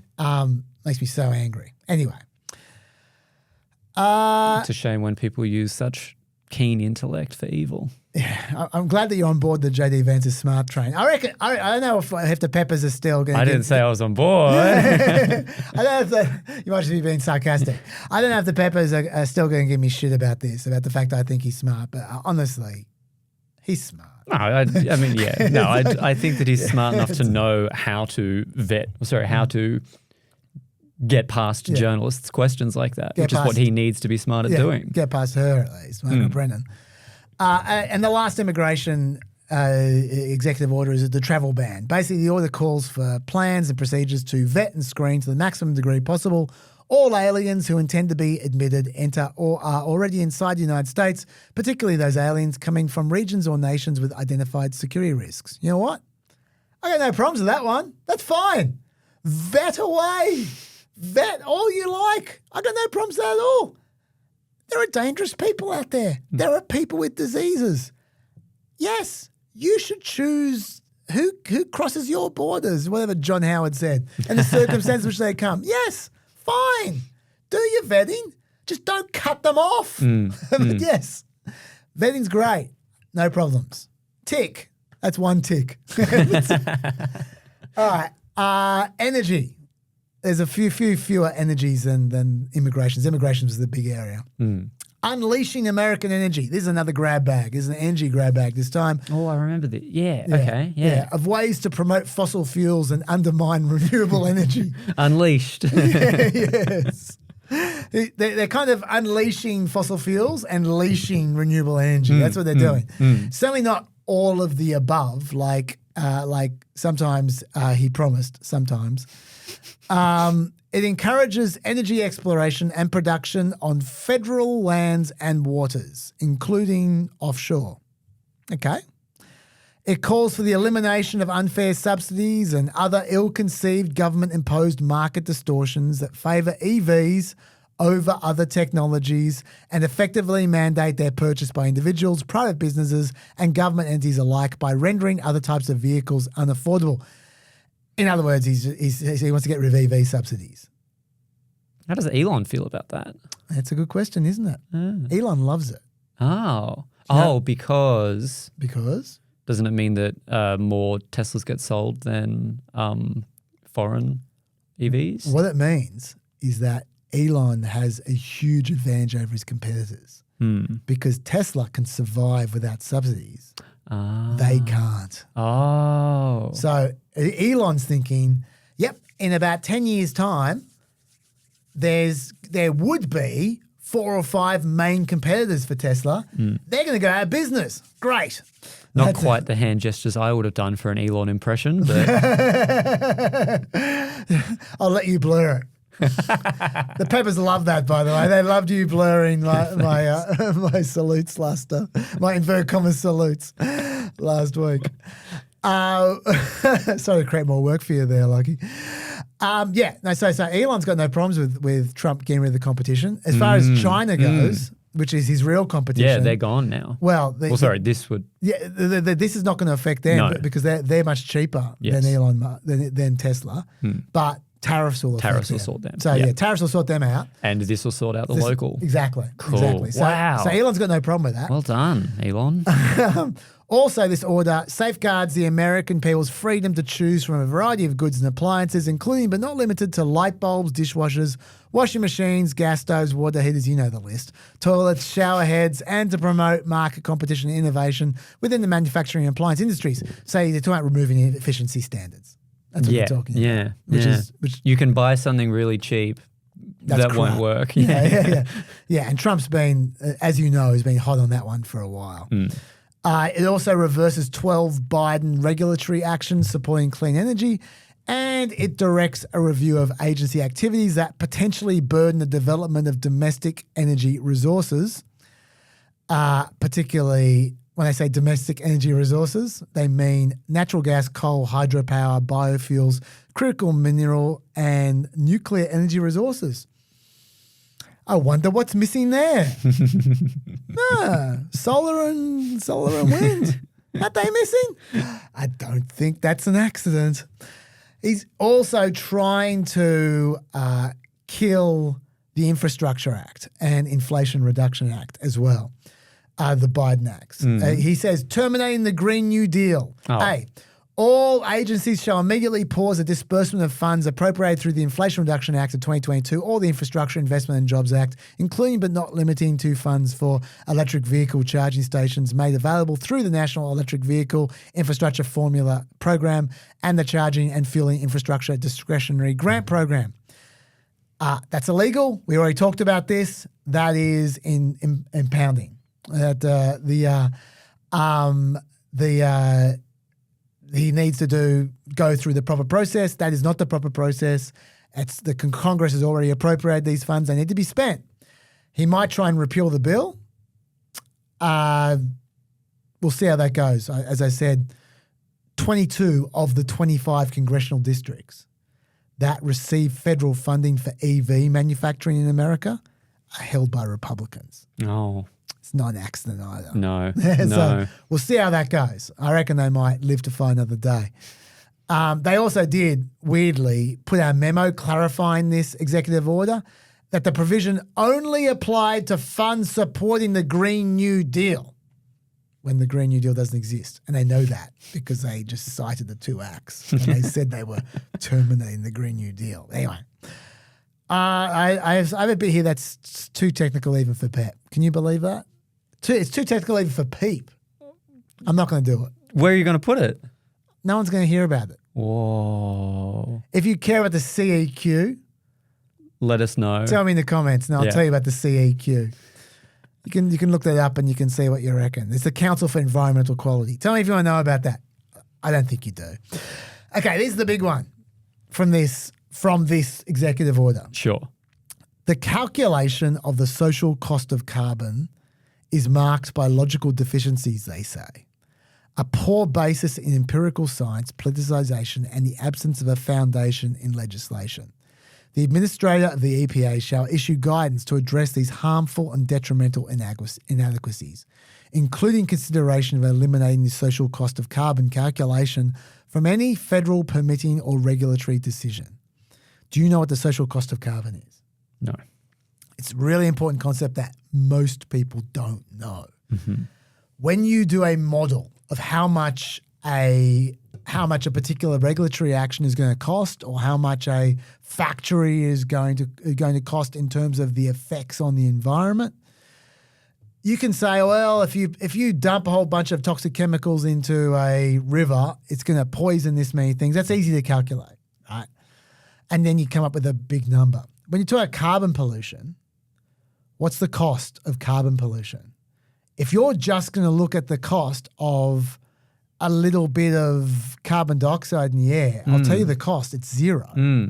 Like if you just release a couple of tons of carbon in the air, that makes no difference whatsoever. That's not raising the temperature, a couple of tons of carbon. That's not making any difference degree. I mean, it's making the tiniest difference and they all add up. But that in itself. You can't calculate the specific tons. Yeah. Well, if you can, but the number will be tiny. Yes. It'd be like 2 cents or something. It'll be nothing, right? So what they have is the social cost of carbon, which is a concept of how much damage this is a part of. So it's a way of making, when you calculate damage, it's a way of making climate change a factor. It doesn't overwhelm everything else, but it's a way of trying to make it relevant to these calculations. Okay. If you don't add in the social cost of carbon, then climate change does not factor into these calculations ever at all, which means using the models and using seemingly objective measures to decide whether something's environmental or not and can account climate change. Yeah. Oh, you can do it. Oh, sorry. It's not going to get an accurate result What you'll if do, you believe in climate change. Exactly. What you'll do is you'll give the perfect result for people who don't give a shit about climate change. Yeah. Which is why they want to get rid of the social cost of carbon. All right, so if they get rid of it, like I promise you the EPA chief is going to come back and say, let's get rid of it. Yeah. If they get rid of it, then that means every single government calculation, not Trump calculation, but government calculation from boffins, from climate scientists, from people who believe in climate change, from people who care, they have to follow the rules when they do their calculations. So every single calculation that comes out of the American government for the next little while is going to be an anti-climate change calculation. Jeez. And no one will even know. So that's a big one. That is big. Yeah, it is. Any thoughts about any of this so far? Flawless logic that if you ignore climate change existing in your math, then it stops existing. That is exactly right. Okay, let's talk about the next energy executive order. Declaring a national energy emergency. So many emergencies. Is there another? Is that 41? Actually, that's I didn't look if these current ones were part of the list of emergencies. I just looked up on Wikipedia, so I wasn't sure it was updated or not. But it might be up to 43. I think this is our third emergency. Jeez. Trump promised to halve gas and electricity prices in the first 12 to 18 months of his administration. This is how he plans to do it, by declaring a national energy emergency. The United States' insufficient energy production, transportation, refining, and generation constitutes an unusual and extraordinary threat to our nation's economy, national security, and foreign policy. In light of these findings, I hereby declare a national emergency. Now, this is weird because, as I've told you numerous times, the Biden administration has much more energy production than the Trump administration did. Lockie of the Future is putting up a graph right now. Good job, Lockie of the Future. The Biden administration even had much more fossil fuel production than the Trump administration did, Trump 1 administration. I mean, it's not like the Biden administration was begging for it, but it happened. America is the world's largest producer of both oil and natural gas, and it's only becoming more so. The price of oil is about $76 per barrel, which is about the average price for the last 20 years adjusted for inflation. So what's the emergency? How can you pretend there's an emergency involving energy when it's at record levels and increasing all the time? I reckon there is a decent chance this could be overturned by the courts because this is ridiculous. There's just no emergency. Nothing like an emergency. Okay, so what's the government supposed to do here? The government shall identify and exercise any lawful emergency authorities available to them to facilitate the identification, leasing, siting, production, transportation, refining, and generation of domestic energy resources, including but not limited to federal lands. The government shall, use all relevant lawful emergency authorities to expedite the completion of all authorized and appropriate infrastructure, energy, environmental, and natural resources projects. Okay. I love this. They have specifically identified the Endangered Species Act as an impediment. This is Montgomery Burns shit right here. In the executive order, they ask to identify obstacles to domestic energy infrastructure specifically deriving from implementation of the Endangered Species Act or the Marine Mammal Protection Act. To include regulatory reform efforts, species listings, and other related matters with the aim of developing procedural, regulatory, and interagency improvements. So they just don't have to worry about the species. They could call this the Delta Smelt Provision. That's what this is. Excellent. It's what's that song? The Be My Guest from The Simpsons. The Montgomery Burns. Be My Guest. Because See my vest made from real gorilla chest. They see my See vest. my vest. That's right. That's what this is. This is the executive order version of the See My Vest song. That's what this is. The best part is the definition of energy that they use for all of this. Now, all this, we got to get more energy, emergency energy. The term energy or energy resources means crude oil, natural gas, least condensates, natural gas liquids, refined petroleum products, uranium, coal, biofuels, geothermal heat, the kinetic movement of flowing water, and critical minerals. So once again, no solar power. Something's missing. No wind. They won't even, even if it's cheap and even if it's fine, they won't even consider it. No. It's just, it's not part of the emergency. No, apparently it's not. Well, it's not energy. So so it can't. The strange thing is, even though I'm putting this as pretty bad, it actually might not do much other than end the smelt once and for all. Essentially, this is about government loosening regulations as much as possible. And I'm not saying bad things might not happen. They might. But in terms of doing things to solve the energy emergency, approvals are pretty loose already. Biden was not the world's greatest environmentalist. No. There was a lot of drilling happening under Biden. There really was. And they were always going to be loose under Trump. Always. Whether you have an energy emergency or not, whether the smelt lives or dies, Trump's going to just let anything through. Let's face it.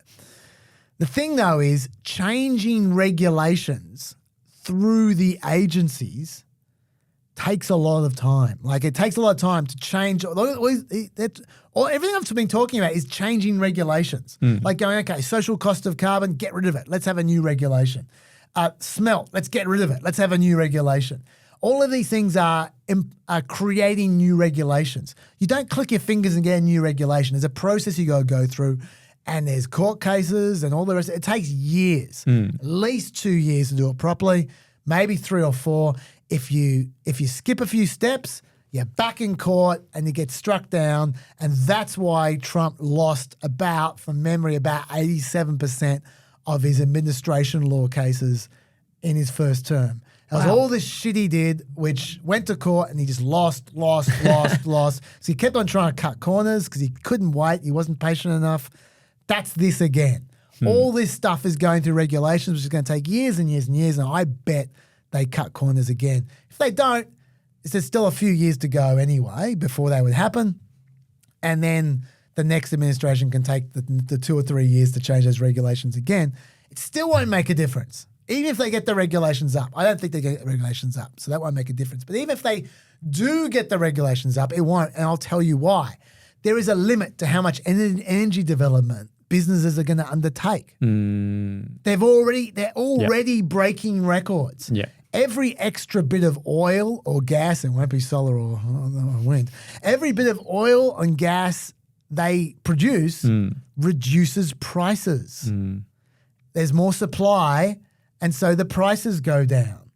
It makes it less economic for further fossil fuel development. As the prices go down, why would you still mine for more? Yeah, why would you mine for more? It costs more and more and more to mine for more, and you're making less and less money because the prices are going down. And the more you produce, the lower the prices go. It just doesn't make sense. A private industry is just going to stop drilling. They'll go, okay, we've got enough drilling. We're fine. We're making lots of profits. Great. There's no one to sell it to. It's a world market. Okay, so you're going to get to a point where, and I reckon they're just about there, where they're just soaking the market in oil and gas.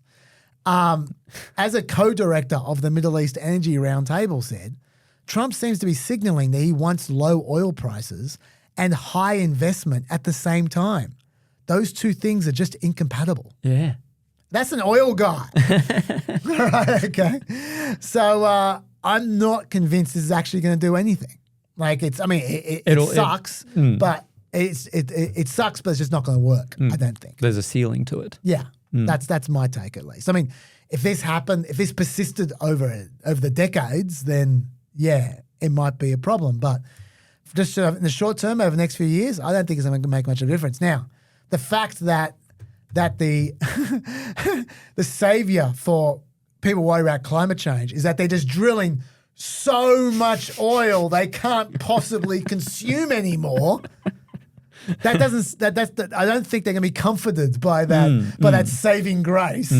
But that's where we're at. little something for the Paris Accords to their little win. Yeah. Now I'm looking at the time there. I think we're past 3.5. I reckon, Lockie. So. We are indeed. Yeah. So I mean, like, there's yeah, we are. Yeah. So I reckon let's draw a line there. I've got. The next one was Paris Accords anyway, which we talked about. There's a couple of mini sort of energy ones. I wanted to finish. I'll finish energy quickly. This is going to take a second. Alaskan resources. It's a policy of the United States to fully avail itself of Alaska's vast lands and resources. What that means is expediting the permitting and leasing of energy and natural resource projects in Alaska, especially the Arctic National Wildlife Refuge. They do this every time. Every time Republicans take over, they go back to the wildlife refuge. Then Democrats put off limits. The Alaskans want it. The Alaskans want it. So they'll be happy. And pausing wind projects. You'll be unsurprised to hear that that's one of them.